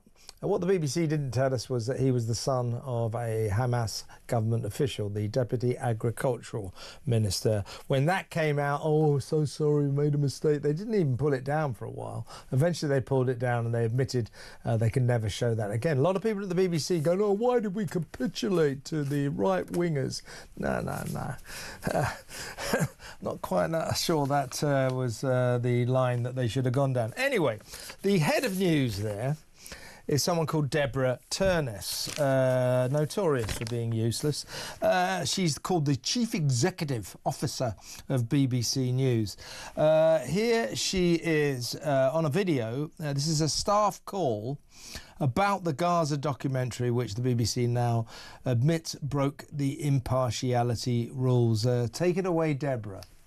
I think it's really important that we are clear that Abdullah's father was a Deputy Agriculture Minister and therefore, was a member of the Hamas-run government, which is different to being part of the military wing of Hamas. And I think externally, it's often simplified that he was in Hamas, and I think it's an important point of detail that we need to continually remind people of the difference and of that connection. Right, well, journalist Nicole Lampert tweeted about this. She's a Jewish journalist. Well, she's a journalist who happens to be Jewish. I used to work with her years ago. She joins us now. Welcome, Nicole. Evan, nice to see you. Good to see you again. Now, you tweeted this extraordinary performance by Deborah Turness, and what she reveals there is she has no idea how Gaza is governed. There is no difference between what she describes as the military wing of Hamas and the governmental wing. They are all one and the same. She doesn't understand Gaza. And here she is trying to deal with this Gaza documentary. It's extraordinary, isn't it? It really is. It's a bit like saying Joseph Goebbels. He was just the minister of propaganda in the Nazis, but he wasn't like the other Nazis. It's completely mad. And particularly as there are rules in place since 2021, which our government prescribed Hamas, both the military wing and the political wing, as prescribed terrorists. And of course, you'll remember going back to the start of this war, that the BBC was very reluctant to call them terrorists at all. And if they do mention it now, it's basically to say that the government, the UK government, prescribes them as terrorists. They still don't like to call them terrorists, even though they behave like terrorists, and we've all seen that. No, they are terrorists. Never mind behave like, they are terrorists. The BBC says, I've just got a quote here from a spokesman from the BBC. It's quite rare you can get hold of a spokesman there. You'll remember that from your showbiz days. The BBC constantly makes clear on our programmes and platforms that Hamas are a proscribed terrorist organisation by the UK government and others. We are also clear that we need to describe to our audiences the complexities of life in Gaza, including within the structure of Hamas, which has run the civilian functions of Gaza. Well, they're at it again there. Deborah Turnus was answering a question about how we describe the father of the narrator in our war zone film. She did not imply that Hamas are not a single terrorist organisation. Yes, she did. We just watched it. They go on to say, as we have said, there was an editorial breach in this film and we are sorry. We will not show the film again in its current form and we should not have used this child as the narrator. But let's go back to that bit, Nicole. Deborah Turnus was answering a question about how we describe the... She did not imply that Hamas are not a single terrorist organisation. She did. We just watched her do that. That's exactly what she implied. She said that it's important that we differentiate between them, and it's like she wants to say, all right, he's Hamas, but he's not like those other Hamas baddies. He's a good Hamas member. And, you know, as I said, that goes back to the fact that they're very reluctant to ever attack Hamas. Almost every single news story is Israel did this, Israel did that, Israel did this. And even when they were the prisoner and hostage swaps, they kept confusing them and calling the Israeli kids and old men who had been held hostage prisoners, and the terrorists that were coming out the other end, thousands of terrorists for a few hostages. They were calling them hostages as well. And it goes back. There is, you know, you mentioned Bob Villan and all of that. It shows there's a massive problem with the BBC, and it's something that it's important for all of us. But I think for Jewish people, it feels very much like the BBC is pushing anti-Semitism onto people. Well, I mean, the BBC under Deborah Turnus, the newsroom at the BBC, you know, perfectly justifiably stands accused of being a hotbed of anti-Semitism. I'm not accusing every journalist in that newsroom of being anti-Semitic. I'm not even accusing quite a few of them of being anti-Israel. But clearly there's a serious anti-Israel sentiment going on at Broadcasting House. And I think in the case of some of them, that spills over into anti-Semitism. The idea that the BBC journalist, the newsroom there, has been unbiased, a paragon of impartiality when it comes to covering Gaza, that's just a joke, isn't it? Completely. A few people have said to me from the BBC, and I've done quite a lot of research into exactly what's going on. And they talk about a kind of siege mentality. So if you attack the BBC, then it immediately just goes in on itself. And that creates a huge danger for all of us who are watching it, in that they just keep perpetuating the same mistakes.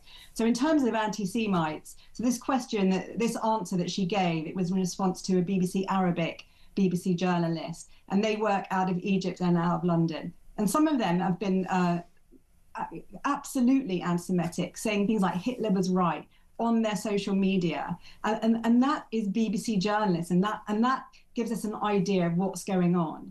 And then other people talk about there is this culture where they see things very simplistically as there's the oppressor and there's the victim, and the Palestinians are always the victims. So therefore the Israelis are always the oppressor, and they see everything through that light. And once you understand that, then you completely understand the BBC mindset. Yes, indeed. The thing is that they just don't accept this. They just don't accept this. Tim Davie, the Director General, said, no, don't see any sign of this. I mean, how many more accusations does Tim Davie have to assimilate before he at least reaches the point where he thinks, well, perhaps there is something to maybe have a look at here? But no, it's just shut the door. No way, we're not anti-Semitic, we're not anti-Israel, we're not pro-Palestine, we're impartial, end of story. How dare anyone think anything else? It's strange, isn't it? Yeah, and the whole thing, you mentioned Greg Wallace and John Turode earlier, and that was quite interesting in itself, in that you had Gary Lineker for months and months and months being accused of, perpetuating anti-Israel stuff and showing his bias, until eventually he showed an Instagram post of Zionists as rats, and that was the final straw. But even then, he was given this huge send-off, like he was the hero of the hour. And John Turode, meanwhile, we don't even know what he's done, and he says he doesn't know what he's done. But suddenly, they can sack people very quickly for racism. It's very interesting, isn't it? Yeah. Nobody ever gets sacked at the BBC. So all the people involved in the Bob Vylan debacle, the head of music, Laura Clark, 215 grand a year. Why did she get 215,000 pounds a year? Deborah Turner was on twice that. Yeah. So how money? £500,000. Honestly, and she's notoriously useless. I think we can see that. Certainly doesn't understand Gaza, which is really, really worrying. She is the top journalist at the BBC, and she doesn't understand how Gaza is governed. That is a matter for concern.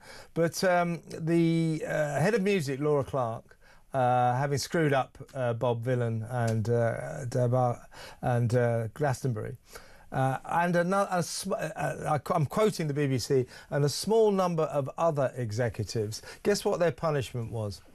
They were asked to step back. What do you have to do to get fired at the BBC? Yeah, you. I'll tell you, Nicole. I'll tell you.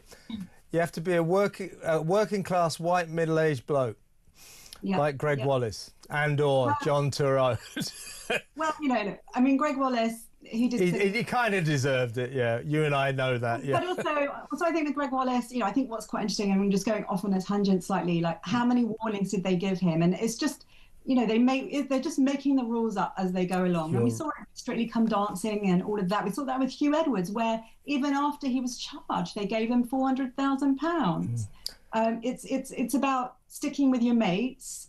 I think it's kind of that, isn't it? That huge mentality of we cannot be wrong because we are the BBC. Yeah, and Tim Davie is like the Keystone Cops of Director Generals. I mean, he just stumbles from disaster to disaster to disaster.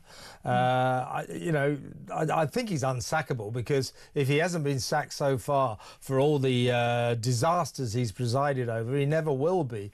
But I do think this anti-Semitism problem is a serious problem, and I just hope that maybe people like you, and maybe in a small way people like me, can persuade the BBC to at least accept there's a problem worth looking at here, because at the moment they don't. And it would be good if their head of news understood how Gaza is governed. That would help, I think. It would be a good start. Nicole, great to talk to you again. Take care now. That's journalist Nicole Lampert on this extraordinary situation.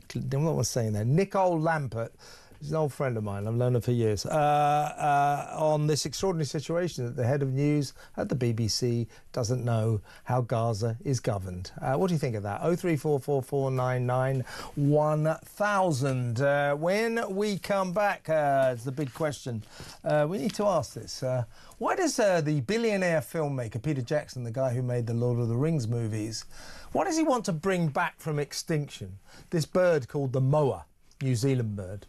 It was the biggest, tallest bird that ever lived. 12 foot high, weighed 400 pounds. Terrifying thing. Anyway, Peter Jackson is working with his company to bring this bird back. So we'll talk about that after we come back from this break.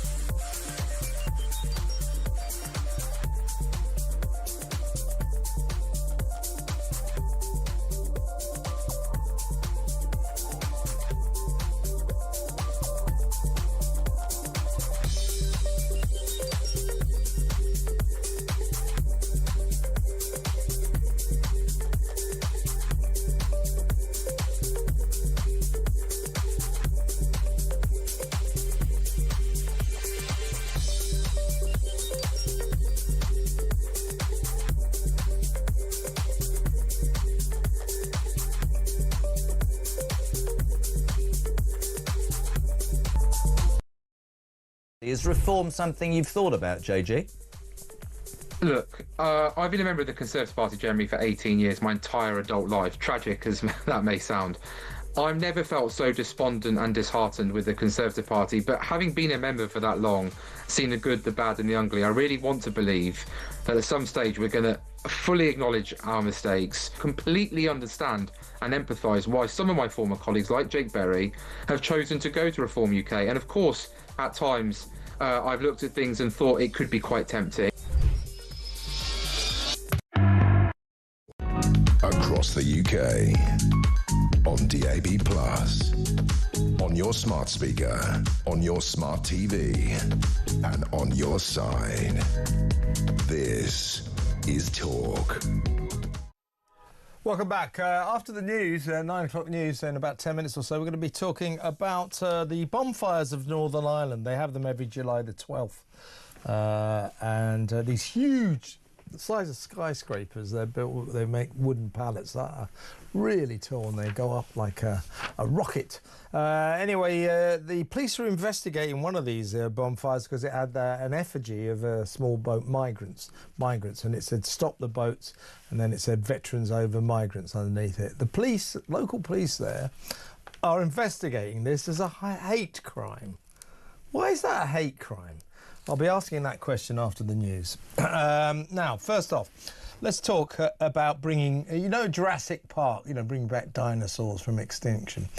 Scientists say it is possible. If you can get the DNA of an old skeleton or an ancient insect or something, you can bring these creatures back from the dead.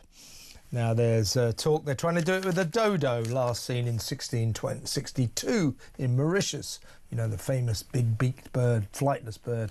They're trying to do it with that. They're trying to do it with a mammoth. Now,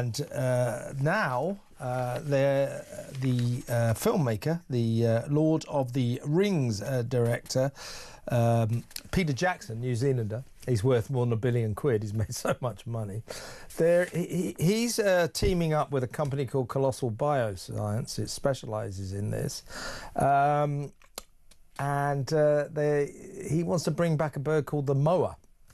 And the giant moa, if you like. It was the biggest bird, the tallest bird that ever lived. Went extinct 600 years ago.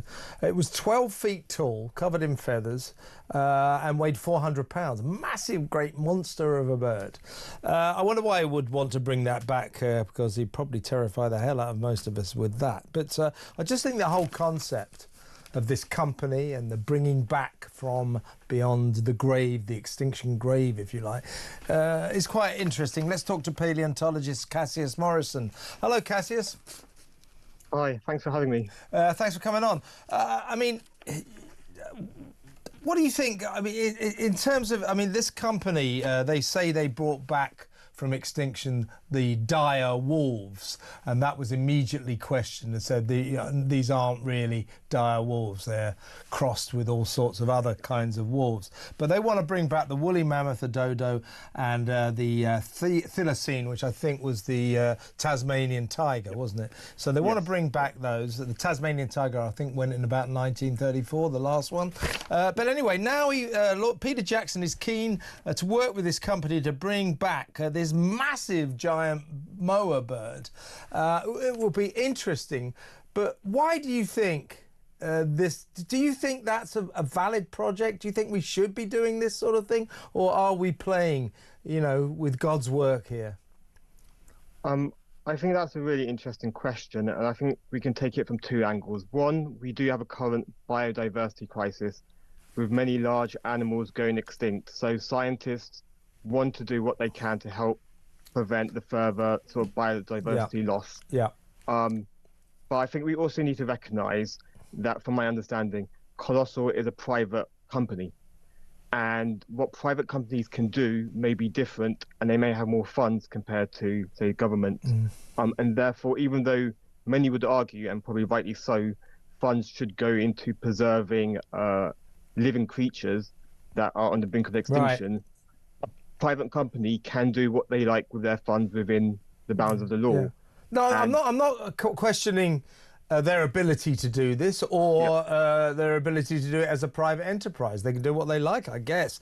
I'm just wondering, sort of, do you have any moral reservations about this? I think there's quite a lot of sort of moral and ethical issues here. One of them being the world has changed since these animals went extinct. So is there a habitat for them? Secondly, a lot of animal behavior is important for the success of a species. So, for example, elephants have a very matriarchal society, and without the matriarch, elephant herds can really struggle. So if we are bringing back these creatures and there's not sort of the learning behavior, are they really the same creatures? Are they able to survive without, without being in captivity? Do we know about their social behaviors? Because some animals require many individuals to have a functioning, herd or society. So I think there's many issues along these lines where we don't actually have the information or knowledge, and many would deem it to be quite cruel to bring back an animal without knowing this. And I think they have some... Yeah. You see, there's two things worrying me about this. It would be fascinating to see, but, the first thing we'd have to do with this, revived bird is we'd have to keep it in captivity. And I think it would be become a very sad spectacle for a kickoff. So what sort of happens then? And that you said about, keeping it in captivity, that raises moral questions for me, certainly, and I think you as well. But at the point, let's say that we put them in captivity, it's successful, and then at a certain point we have to let them out. Now, at that point, people are going to go, hang on a second, there's 12-foot birds running around, they weigh 400 pounds. We're not necessarily that happy about that. That's a problem as well, isn't it? Yes. Yeah, so for example, in the UK, there's discussions about like reintroducing lynx and even wolves and animals that we are more familiar with, and many people have concerns about that. Farmers, individuals who live in these areas, and therefore there will also be naturally concerns about the moa. We don't necessarily know how it will interact with humans. We don't know if it would be aggressive or not, and also sort of vegetation, habitats, range. These things could pose a potential threat to both the animals as well as people and even other animals within the ecosystem if we don't really understand what's going on. Yeah, I mean, I agree with the point you made earlier that, colossal bioscience are free to do whatever they want. But money in terms of wildlife, I think, should be invested in preserving what we've got, because bringing back animals from extinction, I think it's just really the novelty value, isn't it? And we're not really looking at the ramifications of all of this. If we bring back dodos, which they're trying to do, big beaked birds, that really weren't cut out for the modern world. I mean, what do we do with them? They can't survive. People used to kill other animals or kill them. They're slow. They can't fly. So it just seems that this whole idea, the Jurassic Park concept of bringing back animals, is just for fun and novelty, and that I think is a kind of dubious territory. Yes, I would agree with many of your points there. I think there is an element of scientific sort of wonder, can we do it? But then at the same time, it does raise all these issues of should we do it? So the ability of can and should are two very different questions. Absolutely. Cassius, really good to talk to you. Fascinating subject. Thank you so much for your time. That's Cassius Morrison, paleontologist. What do you think about that? Should we Jurassic Park? So these are animals from 600 years ago. You can keep going back and bring back dinosaurs like in Jurassic Park. You want to do that? I don't know. Let me know what you think, maybe. 03444991000. As I said, after the news, we'll be talking about the burning effigy of boat people in Northern Ireland that the police seem to think was a hate crime. Why? We'll ask that question after the news. Stay tuned.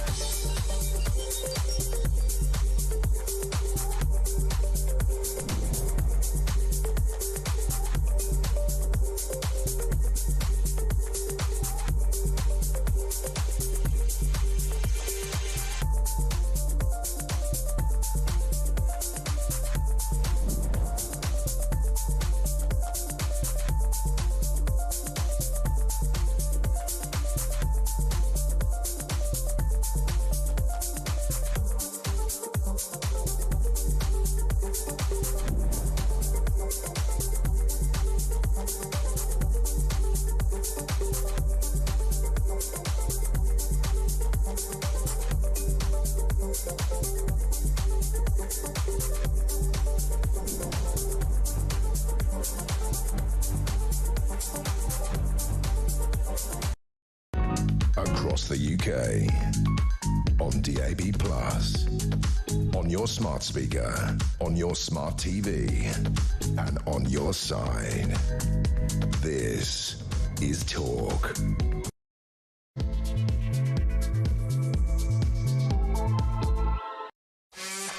Welcome back.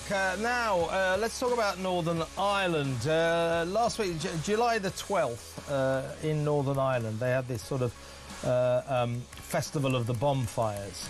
It is to celebrate the anniversary of the victory of William of Orange over Catholic forces, Catholic King James. So it's quite a spectacle. They built these enormous pallet bonfires. They're the height of skyscrapers, and you know, you can see them for as far as the eye can see. They're massive, great things. Now, one of them last week, one of them on July the 12th, featured like in the flames, if you like, at the top, towards the top, a burning effigy of migrants in a small boat, you know, so there they are, you see, and then when the flames went up, it's silhouetted against the flames. And underneath this message was stop the boats, and why, and then also it said that veterans before refugees. Stop the boats, veterans before refugees. Remember, Northern Ireland, they suffer from the migrant crisis just as much as the rest of the country, if not worse. So it's a hot issue over there. So they put this up there. Anyway, the police are, this was in the pro-British town of Moygashel. I'm probably pronouncing that wrong. And as I say, this commemorates the victory of William of Orange's troops over the Catholic King James in the Battle of Boyne in 1690. It's quite a tradition there. Anyway, Sinn Féin called this display a clear incitement to hatred. Was it? Or was it an expression of a valid opinion? My question is, why are the police investigating this bonfire as a potential hate crime? Why? Why? Isn't this just an expression of a political opinion? Let's talk to, from the Union Voice Policy Studies organisation, Jamie Bryson. Welcome, Jamie. Hi, Kevin. Good to be with you. Yeah, well, you heard my question. Look, there's this bonfire, you know, big tradition in Northern Ireland, and they put across the top a boat with migrants and effigy that burns up. It says, stop the boats, and also veterans before migrants. Why are police investigating this as a potential hate crime? Why is that a hate crime? Isn't that an expression of a political opinion? Absolutely, it is. And I mean, I noticed there in your introduction you made reference to the people leading the complaints about this was Sinn Féin. Sinn Féin, who continue to endorse what the IRA did for 30 years, including the IRA who firebombed the Le Mans Hotel trying to kill soldiers and incinerated people and murdered them. So I don't think anybody will be taking either fire safety or moral lectures from Sinn Féin, of all people. But look, the same people, you know, the latte drinking liberal elite who got themselves all excited about this are the same people who, whenever there's when Kneecap were shouting "kill you MP," whenever they were putting out promotional material with Arlene Foster and Boris Johnson, images of them burning on it, whenever there's effigies of Nigel Farage or Donald Trump or any of those people, these same people think they call it art. So it seems to be arts in the eye of the woke beholder. And if you like the messaging, then it's art, and if you don't, it's a hate crime. So we're going to well, I mean, we're going to have the same standard here across the board, because it can't be art so as long as it subjectively ticks the woke-o-lati message, but then it's a hate crime if you say anything which the hyper woke latte drinkers don't like, and that's fundamentally the issue here. This is not a hate crime. It's and for all the people, by the way, who cling to the European Convention of Human Rights, actually, these human rights defenders probably want to go and look at the judgments of the European Court of Human Rights on this, who have said the burning of effigies or political messaging is actually protected under Article 10. So, I mean, it's somewhat ironic that actually the chief human rights defenders now want to go against the protections in Article 10 to have people prosecuted for hate crimes for sharing what is a political message on an issue of contemporary controversy. Yeah, I mean, let's not forget, lest we forget, not so long ago, every speech that the then Prime Minister Rishi Sunak delivered was from behind a lectern with the sign on it saying "Stop the boats." So I don't remember him being investigated for a hate crime. What this is, Jamie, is a freedom of speech issue, and I don't think the police should be involved at all. Are people like you, or is anybody in Northern Ireland, telling the police they got a butt out here? They shouldn't be investigating this? Yeah, I mean, look, I've had many clashes with the police over a number of years. I do a bit of work in law as well, in respect of overreach in terms of these issues and politically motivated pursuit of people if the political messaging is not correct. Ultimately, I think where the police will get to is on this is I don't think they'll go after anybody for a hate crime. It will be put down as one of these nonsensical hate incidents, which really means if somebody phones up and subjectively says, "I don't like this, I think this is hate," it's recorded as a hate incident. I mean, which is absolutely bizarre in the first instance, but I ultimately don't think this will lead to anybody being arrested or prosecuted or interviewed. But the fact that even the bonfire builders who have put together this artistic piece of work, which it's impressive, definitely. It is, and no doubt, look, people, there can be a legitimate debate about taste, there can be a legitimate debate about the propriety. All of those things are legitimate things to debate, but this is entirely lawful, albeit controversial, an act of political protest on an issue which is very important, particularly in Northern Ireland, because you've got to remember, because of the Northern Ireland Protocol, we essentially have an open border with migrants flowing in from the European Union into the Northern Ireland, which is a backdoor into the United Kingdom. So this is an issue which affects absolutely everybody. And as the point that you make, I mean, Stop the Boats was what the former government made almost their motto for quite some time now. I have to say they didn't do very well at stopping the boats. That's true.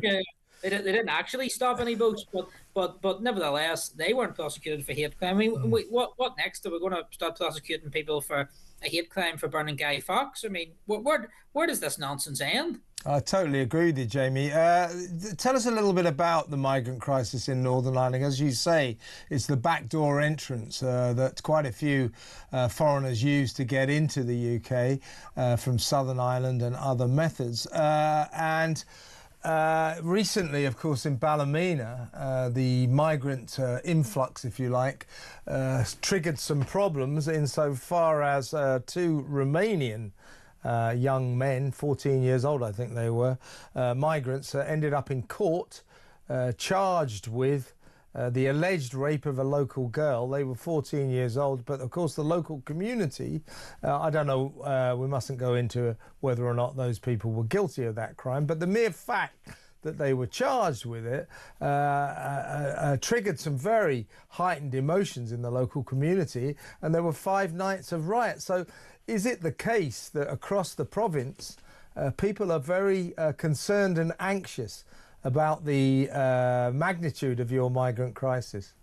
Yes, absolutely. And because of the Northern Ireland Protocol, Northern Ireland is aligned to European Union immigration law instead of United Kingdom immigration law. So essentially, you have Northern Ireland wedded to the European Union, these immigrants flowing in through Dublin into Northern Ireland, which then becomes a backdoor into the United Kingdom. Of course, then that raises concerns for those of us who are pro-union in terms of what's going to happen then. Are we going to have a border in the Irish Sea between, going from Northern Ireland to Great Britain to try and police that? We're going to have a migrant border as well. But the issues in Ballymena stem from the fact that these people have had concerns for a long time, have been raising these concerns for a long time. There's a mass influx of often illegal immigrants into their communities, dismantling the social cohesion of these areas, dismantling the traditions of these areas.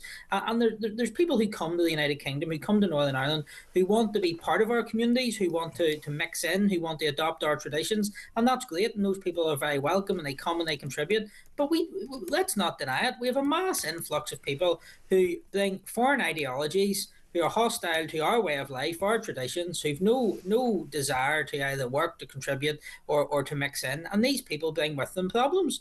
And when the communities are demonised as racists and all of this, because people refuse to listen to those issues, then what happens is people get frustrated, and you see the scenes which nobody wants to see in Ballymena. But ultimately, those people just frustrations boiled over, and they felt there's no other way to get their voices heard, and that's a fundamental problem which needs to be addressed. Yeah, and I remember the Ballymena riots, what were they, 2-3 weeks ago now, and Michelle O'Neill, the First Minister, the Sinn Féin First Minister, and the local police chief, Michelle O'Neill, I remember the phrase she used. She said, in terms of the riots, this is pure racism, there's no other word for it. Well, there are a lot of other words for it. It's a community rather concerned that there may have been a rape of a local lady, a local girl actually, a young girl, by migrants. It's an alleged rape by migrants, but it's a community concerned about that. And the police chief said the same. Oh, it's just racist thugs. Well, it's not racist thugs. It's not pure racism, isn't it? And pretending that those riots are something that they weren't isn't going to get anyone anywhere, is it? Yeah, and look, people aren't and we talk about racism. This is not about the colour of anybody's skin. This is about foreign ideologies, no matter what colour their skin is. People from foreign ideologies coming to the United Kingdom, trying to impose their foreign ideologies, their way of life upon us, dismantling the cultural and community cohesion which has been built up over generations in local areas, and that is having a difficulty. People are concerned about that. They don't like it. They see their local areas changing, something they never voted for. They never voted for their local communities to be changed beyond all recognition, and to simply just call all of these people racists is untrue.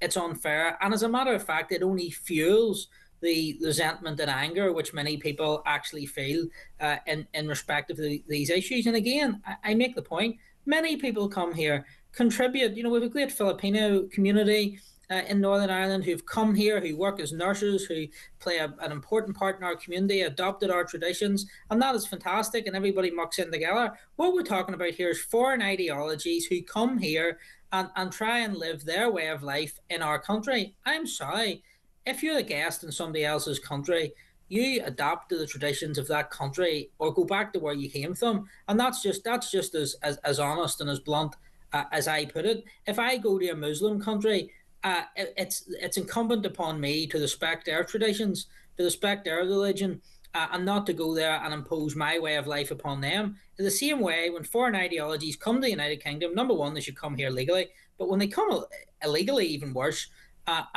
they should respect the British way of life, and there's nothing racist about that whatsoever. No, there isn't, Jamie. Well said. Very good to talk to you. Thank you so much for your time. Jamie Bryson there, Union Voice Policy Studies Organisation. What do you think about this? You know, it's quite worrying, I think, when people make... It plays into what we were talking about earlier. When people make some kind of statement, political view of the migrant crisis, if it's against the migrants, or if you like, if you're worried about the migrants, it's dismissed as racism. We've got to stop doing this. Those Ballymena riots were not pure racism. That's what Michelle O'Neill, the Sinn Féin First Minister, said. It's pure racism. Simple as that. Oh, she said, there's no other way to wrap it up. Yeah, there is. There's the reality. It wasn't pure racism. It wasn't racism at all. It was fear. It was anxiety. Who are these people in our community? What are they doing? There's two charged with the rape of a local girl. This is going to get people upset.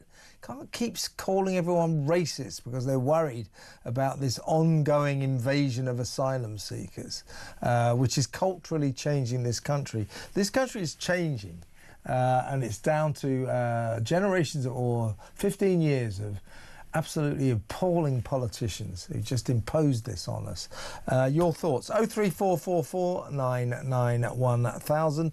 Let's go to break now. When we come back, your calls, your WhatsApp voice notes, and your text. So lots still to come. Stick around.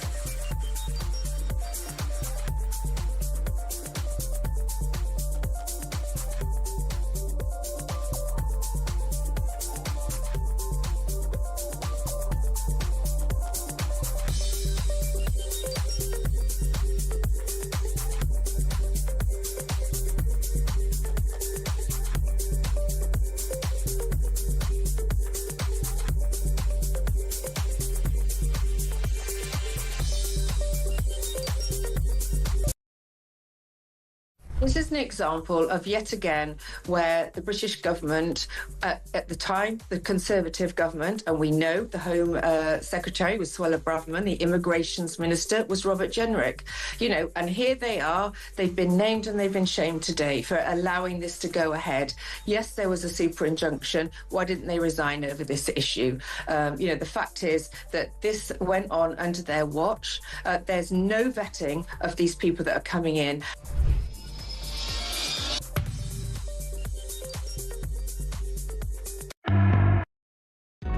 Across the UK, on DAB+, on your smart speaker, on your smart TV, and on your side. This is Talk. Welcome back. Right, the rest of the show is all yours, folks. The floor is open. 03444991000.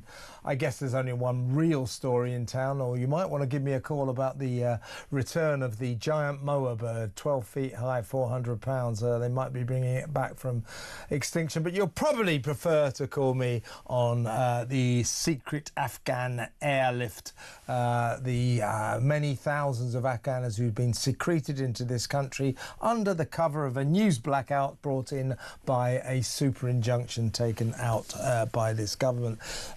Man, we've got one hell of a lot of voice notes all on the same subject. Well, let's play a couple, shall we? Here's John.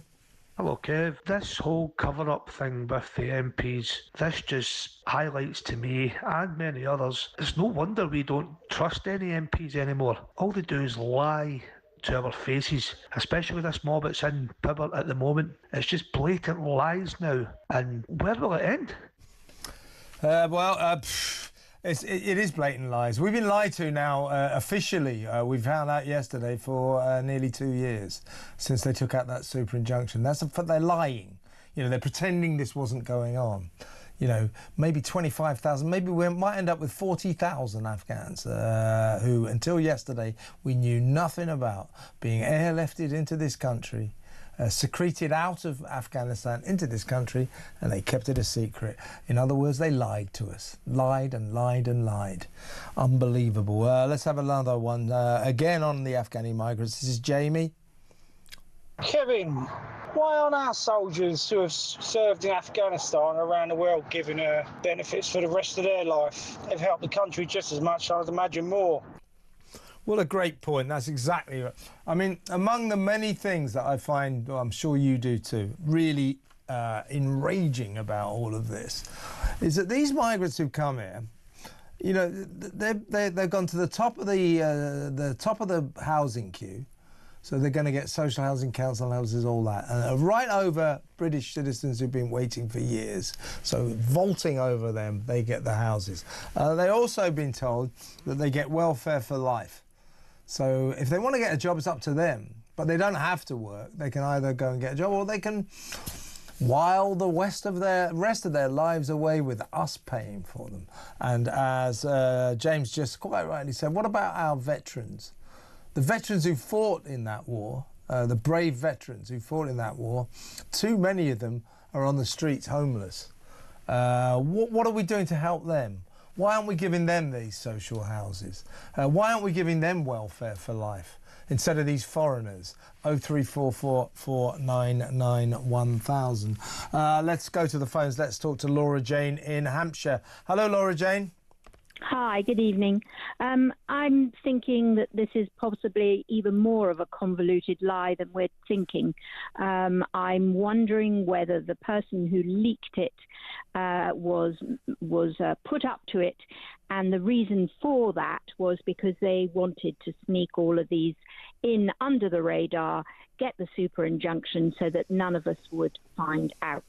Until the moment arrived that recently that the present Defence Secretary released it. But I do wonder, maybe in a bit of a conspiratorial manner, whether this was done on purpose because they didn't want us to know that they were bringing in a lot of... Well, no, there's no doubt about that, Laura Jane, but the real question is exactly why did they apply for this super injunction? Now they're saying it's because we had to keep these mass airlifts secret for the safety of the Afghan people that we were bringing to Britain, because we said but that. But that's not why they did it, though, in my view. But that's what I mean. They did it because there have been the most enormous cock up by some kind of official at the MOD, and they wanted to spare the civil service and the Ministry of Defence and the government's blushes. That's why they got a super injunction, because they didn't want us to know about this egregious mistake. Well, I'm just saying that it might not have been a mistake, and that the reasons are exactly the same. They wanted to bring all these people in under the radar, and they used the excuse that it was that the safety, was paramount, and therefore they had to get a super injunction. Interesting point. But why would the government, want to bring in 25,000 Afghans? Well, same reason as why do they want to bring in, allow boat people in, etc., etc., because they are wanting to increase the diversity. They want to increase pitting us all against each other. I guess it's possible. They don't. They want to have reasons to call us right wing. I believe they're doing this on purpose to spread malicious. To make us all unhappy in our own country, and I think it's being done on purpose. Be right, yeah. I think it's a very valid point. It's an interesting point. I'm not sure I agree with you. I think this was a situation that was foisted upon them, and they felt that they had to save all these people from being killed by the Taliban. The problem being, Laura Jane, is there's no way. Now, if you take 100,000 are supposed to be on this list, apparently that includes the dependents, the families of the alleged people who helped the British during the Afghanistan war. So we're talking about them probably 30,000 people who actually are said to have helped the Brits. There's no way that many people were helping the British. I phoned a friend of mine this morning. He said he saw about 100 interpreters during his tour of duty in Afghanistan. 100. I said, well, what do you think about this 100,000? He said, I am gobsmacked. He said, I have no idea where they got this figure from. It's almost as if every other Afghani was helping the British during the Afghanistan war. No. I'll tell you what this list is. It's people who applied to come to Britain after the Afghanistan war, probably the vast majority of them pretending that they were collaborators with the British so that they could get to the UK. Ben Wallace's job was to go through this list and find out who we really owed a responsibility to, because we didn't owe a responsibility to 100,000 people. That is a joke. That is a joke. Well, I'm just saying that that's maybe the reason why they wanted to cover it up, and they let it out on purpose because they made promises that we don't even know. Yeah, that's the end of the war. That's possible. They made promises to all these people they were going to bring them over, and then they thought, oops, everyone's going to be horrified. So they made a bigger lie out of it all to keep us out of it, and knowing that we would all be up in arms about it, which of course we are. I mean, it's an absolute scandal. It's one of the worst scandals I've ever heard in terms of government, Laura Jane. And I do take your point. There are so many elements to this that we need to know about. I'll tell you another thing we need to know about. How many other super injunctions has this government or have governments taken out? How many other secrets have they kept from us through the work of the courts? Because they issued a statement about this current super injunction, or the one that ended yesterday.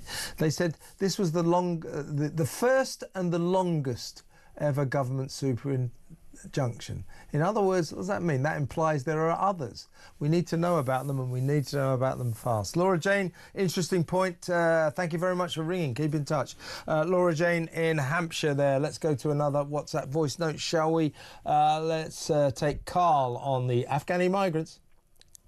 They're bringing in 25,000 Afghan immigrants, asylum seekers, or whatever you want to call them. So it makes a little bit of a mockery of Labour when they keep bragging about, oh, we've returned 30,000 immigrants. No, you haven't. The people that they've returned are volunteers and been paid £3,000. Well, there's 25,000 Afghans coming over to replace them, isn't there? So let's be honest. He's on a zero star now, isn't he? What's the point? The whole thing is an absolute joke. Couldn't agree with you more, Carl. Well put. Here's Darren again. I'll tell you what he wants to talk about. The Afghani migrants. Take it away, Darren. Evening, Kev.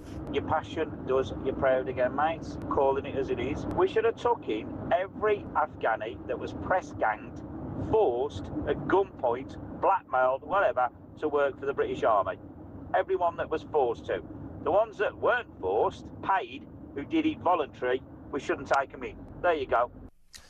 Interesting point. I mean, yeah, a lot of people say that, you know, we're going on as if these Afghanis who helped the British during the war are fantastic people. Well, if you're from Afghanistan, you might regard them as traitors. But you know, I think we take the view that they sided with the good guys, as in us. I just think numerically, the idea that there's 100,000 people who helped the British, 100,000? Really? Rubbish. Let's take a call before we go to break. Here's Karen in Peterborough. Hello, Karen. Hiya, how you doing? I'm good. What would you like to talk about? Afghanistan?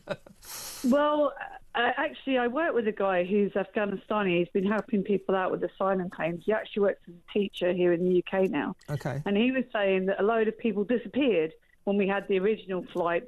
They couldn't find people. Really? And he said that taxi drivers, bus drivers, people that randomly turned up at the airport all got on the flight, and then there were families trying to find these people, cousins and uncles that just disappeared, and they'd randomly got on the plane. I mean, and my sister was on the evacuation flight, bringing the people back. She's an RAF nurse, and they brought them back to the RAF bases here in the UK where they were. Yeah. And they were being helped out by RAF nurses, RAF doctors, you know. So it wasn't just like NHS staff and social things like that. They were actually looked after by military staff until they could get them off of the military bases and into the councils. So we've brought over a whole load of people, not just the ones on the list that were bogus, but people that were on the original flight. And I mean, this is from people, you know, like the guy who I know, who he knows a lot of the Afghanistanis that are here now. And he's saying to me that a lot of the ones that we brought over on the original flights had nothing to do with the base. Well, so they just managed to sort of con their way onto these planes. Yeah, he said there was taxi drivers, bus drivers, everyone that had turned up at the airport. Because once they were on the flight, they couldn't do anything about them. So once they were here, of course, you know, so there's more to cover up than just... You know what, Karen? This makes so much sense. It doesn't surprise me at all. And it also adds to the fact that we just don't know anything about too many of these migrants, these Afghanis who came across. The story you're saying makes that situation even worse. You know, I don't care what they say. If we got 19,000, we're going for 24,000 altogether. What do we know about these? They said they've all been fully vetted. Oh yeah. And now you're saying that there were people on the planes who just hopped on it and thought they'd take their chances.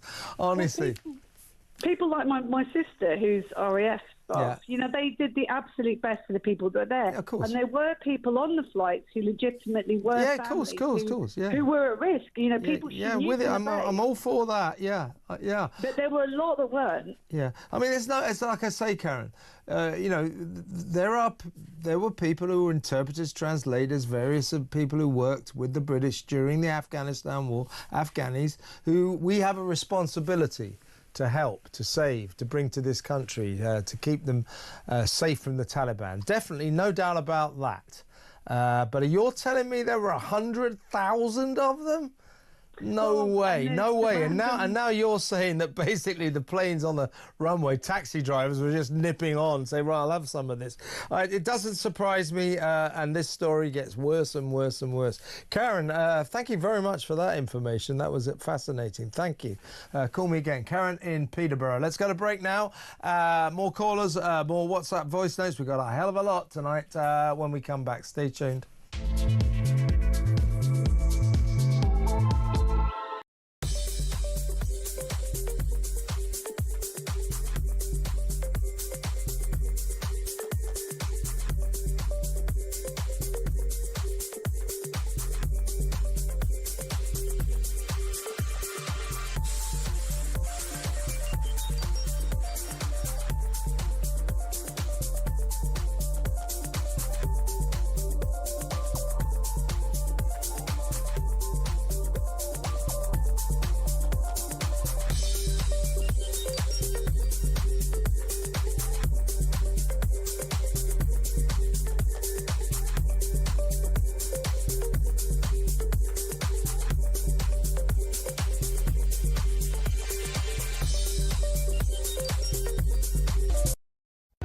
Across the UK, on DAB+, on your smart speaker, on your smart TV, and on your side. This is Talk. Welcome back. Let's go to Chris from Cambridgeshire. Hello, Chris. Hi, Kev. Kev, first of all, the reason the paleontologist wants to bring those creatures back, he's got some incredibly long grass at the back of his house. So he wants a 12-foot mower. Yeah, but except it's not him. It's Peter Jackson who made the Lord of the Rings. Okay, but you know what I mean. Anyway, he like me. He has reservations about this. But unless you want to talk about the mower, what should we talk about? No, it wasn't about that. Yeah. It's about the state of things that are going on. I mean, today with all the Afghans and everything else, it's just another nail in the coffin. I mean, this country, honestly, is like a big stew pot, and it's coming to the boil. The things in outside the hotel today, the protests and things like that, are like the first bubble. That'll be the. I don't.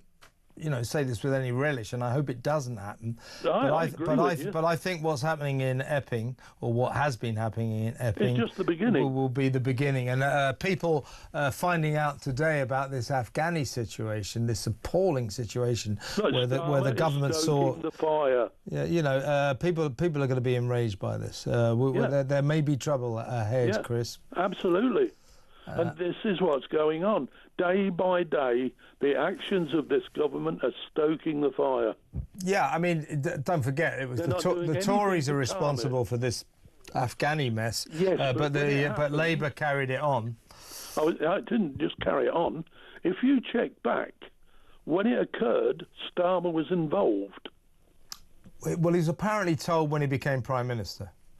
He was told before. No, he wasn't. He was leader of the opposition. What's he supposed to do about it? As leader of the opposition, he was consulted. And he do you know that? to it. He says he says he wasn't. Check. He says he wasn't. He was. He was all for it. How do you know that, Chris? Because it was on TV at the time. Oh, well, if it's on TV, it must be true.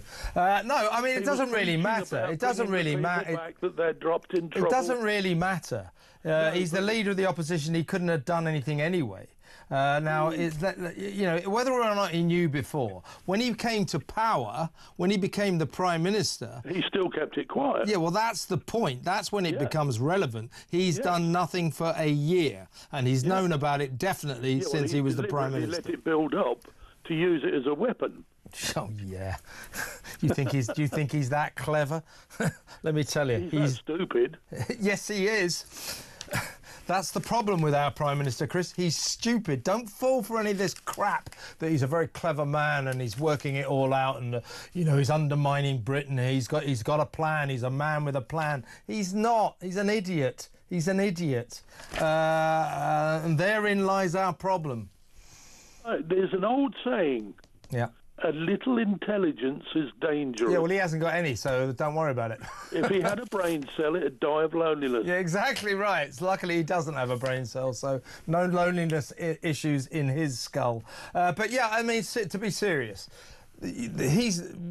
doesn't really matter whether or not he knew before he was elected. He has known from the day he was elected about this secret airlift situation and has done nothing about it for an entire year. So he has just as many questions to answer as the Tories before him. The whole thing is a shambles, Chris, and an absolute scandal. It really is. Got to move on, but a typically great call from you. Thank you very much. Chris in Cambridgeshire. Let's go a couple more WhatsApp voice notes. Got so many to play. James, again on the Afghani migrants. Evening, Kev. Just a quick note on the Afghan that was blackmailing the government with the list. Surely the right course of action would have been to, by all means, bring him over to the UK, and then once he's here, lock him up for going against us. It seems crazy that we're giving him a house, benefits, everything else, when he clearly pushing his luck right from the start. Unbelievable. Yeah, well, welcome. You know what we're like with foreigners. We can't do enough for them. As long as you're foreign in this country, the authorities, local government, national government, they can't do enough for you. If you happen to be unfortunate enough to be a British citizen, no, forget it. Go to the back of the queue. You want a house? No.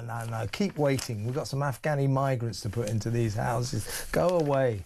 Unbelievable, folks. Let's do another one, shall we? Is this Jay on Afghani migrants? If Starmer had any respect for the British public, he would have at least come out a couple of weeks back, knowing this would come out, and made an announcement and said, look, we have to help the people that helped our troops. They've turned their backs on Afghanistan to help us. We need to support them. But in return, all the foreign criminals will start immediately to be deported.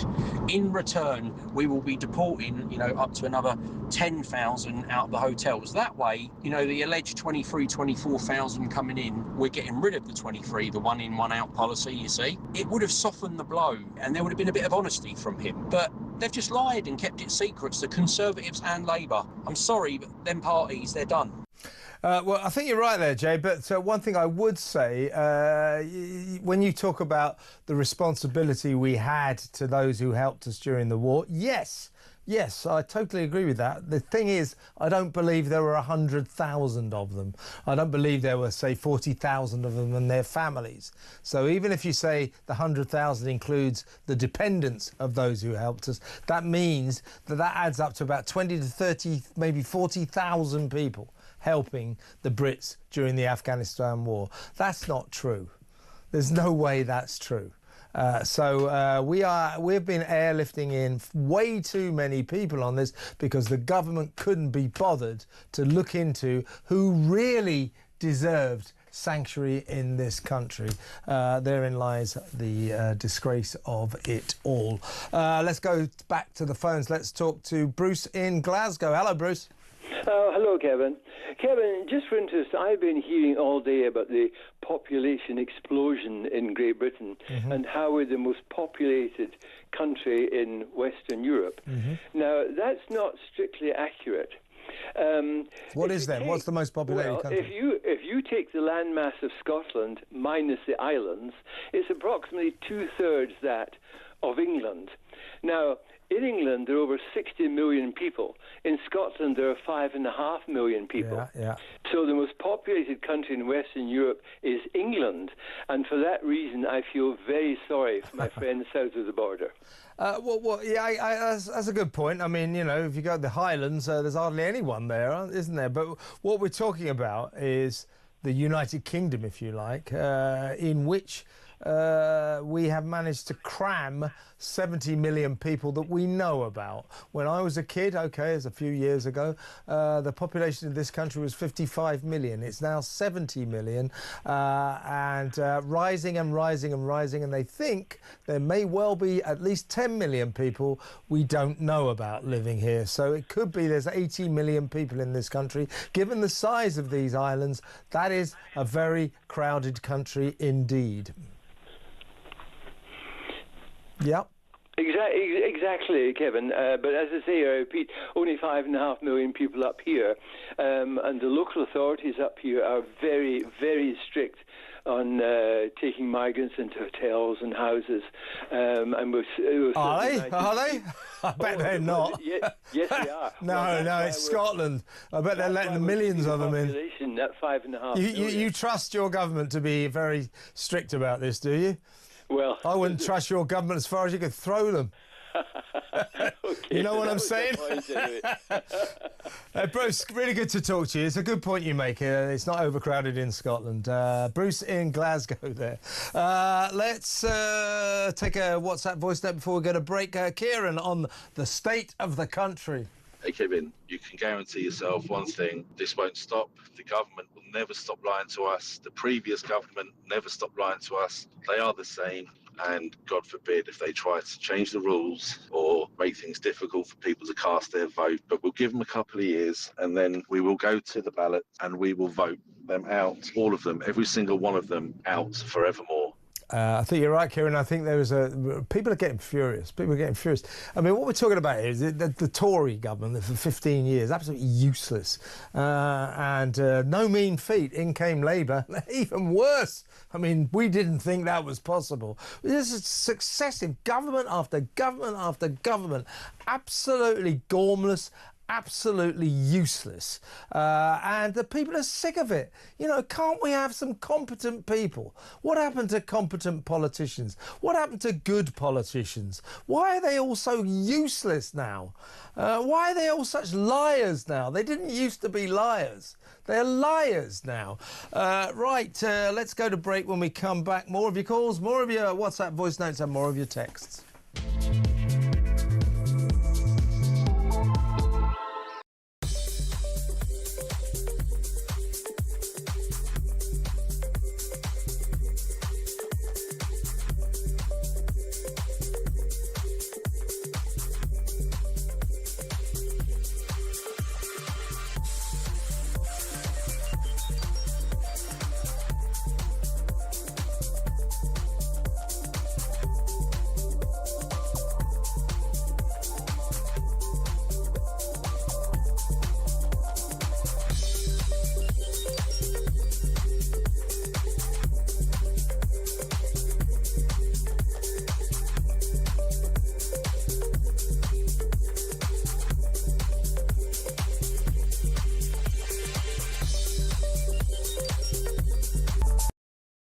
The British people, via Parliament, were going to be not just misled, but directly lied to.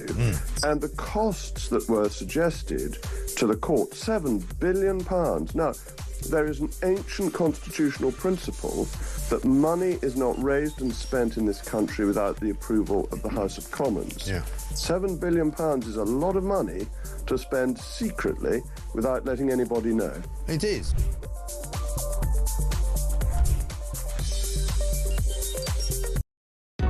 Across the UK, on DAB+, on your smart speaker, on your smart TV, and on your side. This is Talk. Welcome back. Let's go back to the phone. Actually, let's do a WhatsApp voice note first. This is another state of the country. We've done Kieran, haven't we? This is Scott. It's every week, Kev. It's every blinking week, mate. This country is on its knees. This country is a ticking time bomb. Mark my words, Kev. You remember this conversation I'm having with you now, mate. Something is going to happen, and it's going to be big, because this country is a ticking time bomb. Something is waiting to happen. Either an attack or retaliation from the people. One of them two is going to happen, if not both. Everyone's had enough, mate. It's just beyond a joke now. It's beyond a joke. Well, Scott, I mean, I think you're voicing the fears of many people in this country. There's this feeling, I mean, I was saying earlier, Just how much longer can this government go on? I mean, it is assailed, consumed by so many scandals, so many disasters, so many mistakes that it is unable to function. It can't go on like this. This swirling mass of incredible incompetence has brought this country to its knees, and the people are realising it. They're telling us lies with thousands of foreigners coming in they don't even tell us about. They keep it a secret. Oh, come on, give me a break. People have had enough, and Scott is making a good point. As I keep saying, nobody wants there to be trouble in this country, but the way this government is going is a recipe for more trouble like we saw last summer. I hope it doesn't happen, but it may well do. It's very, very worrying, folks. Let's talk to Steve in London. Hello, Steve. Hi, Kevin. You all right? Yeah, you want to talk about Michael Gove? Well, I did, but just when you can't get any crazier, you wake up to this mess from the Afghanis coming in. But you said about Gove saying we had a moral obligation to the Afghanis. I think. Sorry, I'm not like you. You called in and now I'm talking. But let me just make my point. I agree. We had a moral obligation to those Afghanis who really did help the Brits during the Afghanistan war. A friend of mine said that in all the time he was there, he was an officer there, he saw about 100 interpreters. And when I said, well, what do you think about this 100,000 figures? He said, I have no idea where you're getting that from, where they're getting that from. So, yes, we had a moral obligation to the people who helped us during the war, but did they really number 100,000? No, I don't think they did. That's my problem there. I don't think there's anywhere near 100,000, but our first moral obligation should be to our own servicemen. There is that, yep, absolutely. Who are still on the streets, still struggling with accommodation, still struggling to get round accommodation because the houses haven't been modified for the injuries that they carry and everything else. We don't back them as much as we should do. And we need to get out. Michael Gove was just absolutely pompous this morning on the Julie Hartley-Brewer show. I agree. I quite like Gove, but I agree with you. I gather he was very unhappy with that interview. That's because Julia, quite rightly, put him on the spot. He seemed to think that there was absolute full justification for this secrecy and the airlift. No, there wasn't.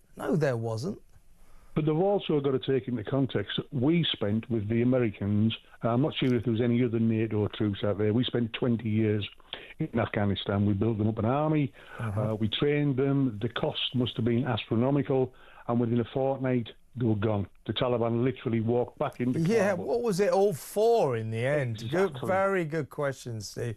I mean, that was down to Biden, of course. He didn't help by suddenly deciding to... that was his way when he pulled out. He just didn't pull out correctly. It should have been done in stages rather than, that's it, we're going to end off, let's get it out as fast as we can. It was Trump that initiated the withdrawal. I don't think if Trump had still been in power that they would have withdrew as fast as they did, or in the way that they did. Biden ruined his presidency with that exodus, that shambles of an exodus from Kabul. He absolutely ruined his presidency. I don't think it helped it, but I don't think his cognitive ability helped him neither. No, but that, it was some of his decisions, and Afghanistan was a disastrous decision, really, really bad. You can still remember those awful scenes of bombs going off, people dying, and what a mess, these politicians, Gove and Ben Wallace, no regrets, we had a moral obligation. Well, what about the moral obligation, as you quite rightly say, to our servicemen, many of whom, or too many of whom, they're not getting free homes and free welfare for life. They're out on the streets. They're homeless. Now, that's wrong. And what about the moral obligation to the people of this country? Our politicians, our government, deciding then what we're going to do is we're going to bring 25, 30, 40,000 Afghanis to this country about whom we don't know very much. Oh, yeah, we do know some of them are sex offenders. So what about the moral obligation to the people of this country not to impose on them sex offenders from Afghanistan? What about that? Well, it's one of those cases, you know. The left, the bleeding heart left, will always look at it and go, "Oh, we need to do this, we need to do that."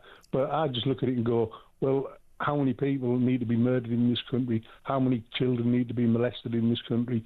And so on and so on and so on. I can tell them the figure when it's too many. One is too many. Yeah, I agree with you. If these people cannot adapt to our way of life, instead of our politicians forcing their cultures onto us and the way we live. You only look at that child from the Derbyshire school, I think it was yesterday, Courtney, sent home from school in a Union flag dress. Yeah. No, you're not allowed to do that. You've got to be diverse. Being British, Exactly. that's the biggest crime going. And it's just wrong. And then you can just go through society, you can speak to anybody. And the biggest problem we have, I think, where it's all stemming from, is the education system.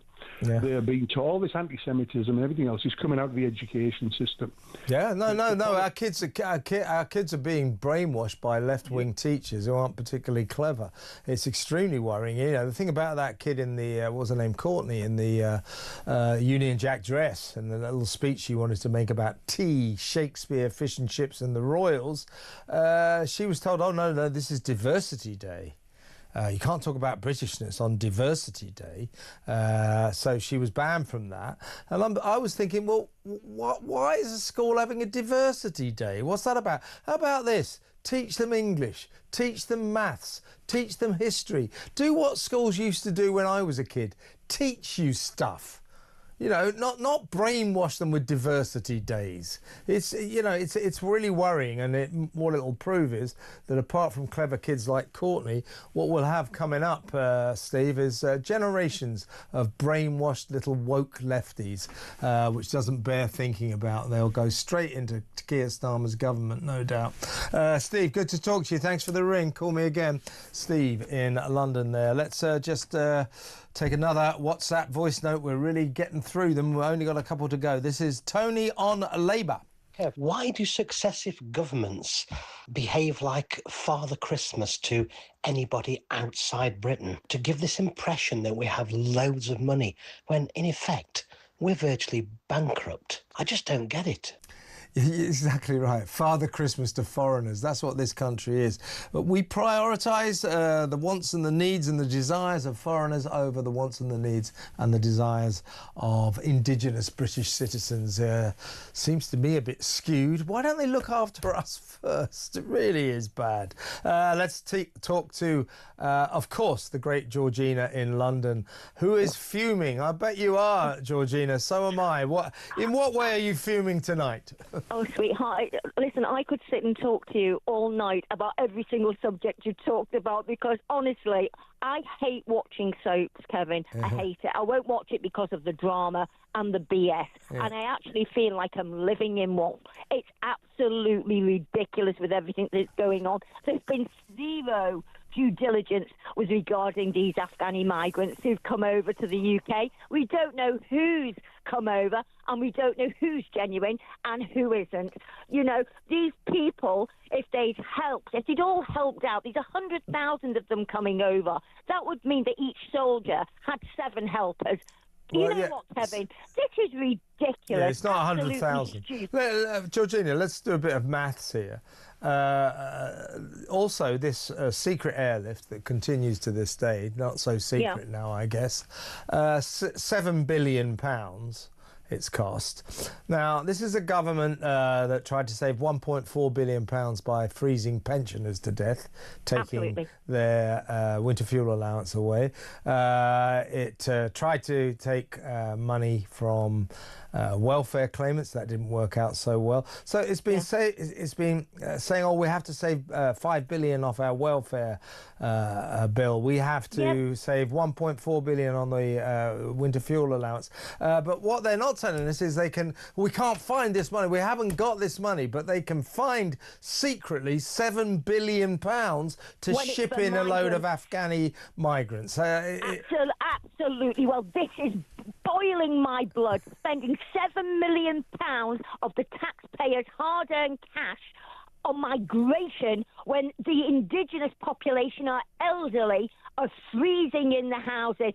This country has gone to the dogs, and it's an abhorrent injustice to the people of Britain, Kevin. That money should be used to better the lives of our own people. Charity begins at home. Exactly, Georgina, exactly. This has got to stop. I mean, governments, local governments, national governments prioritise the needs of and the wants of foreigners over the needs and the wants of British citizens. It's perverse, and it's got to stop. You're absolutely right. Georgina, I have to stop you now because we're coming towards the end of the show, but I completely agree with everything you said, and I share your raging fury. I really do. Good to talk to you, as always, Georgina in London. Couple of texts. I've got time to read one. This is from Jerry. He said, do you think reform will go up further in the polls due to this Afghan scandal? Well, Jerry, yes. Simple as that. All of these mistakes, particularly on the migrant crisis front, are good for reform.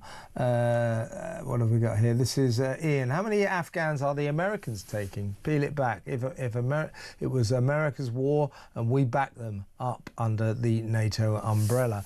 It's true, actually. Yeah, I wonder. I bet you it's not as many as us.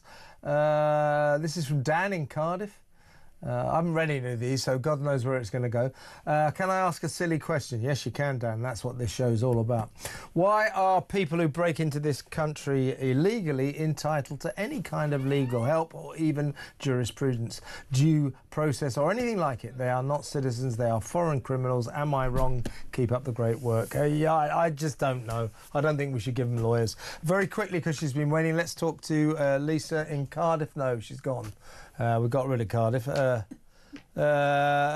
there you go. Sorry, Lisa. I was going to talk to you. Okay, call us up tomorrow. Yeah, and next time, wait. Right, it's Petri Huskins. She's in the studio. How you doing? I love Cardiff. Have you ever been? No, I was going to ask Lisa all about it, but they cut her off. No, and the Welsh people as well. They're very, very funny. Anyway, but not in a good way. No, they are hilarious. Oh, are they? With a great sense of humour. Yeah, I won't hear a word said against them. They're great. Yeah. I love the Welsh. I'm just distrustful of people who think they've got great sense of humour. They made me laugh all the time. It's like Liverpool, funniest city on earth. Eh? New Yorkers, hilarious. I don't know about Liverpool.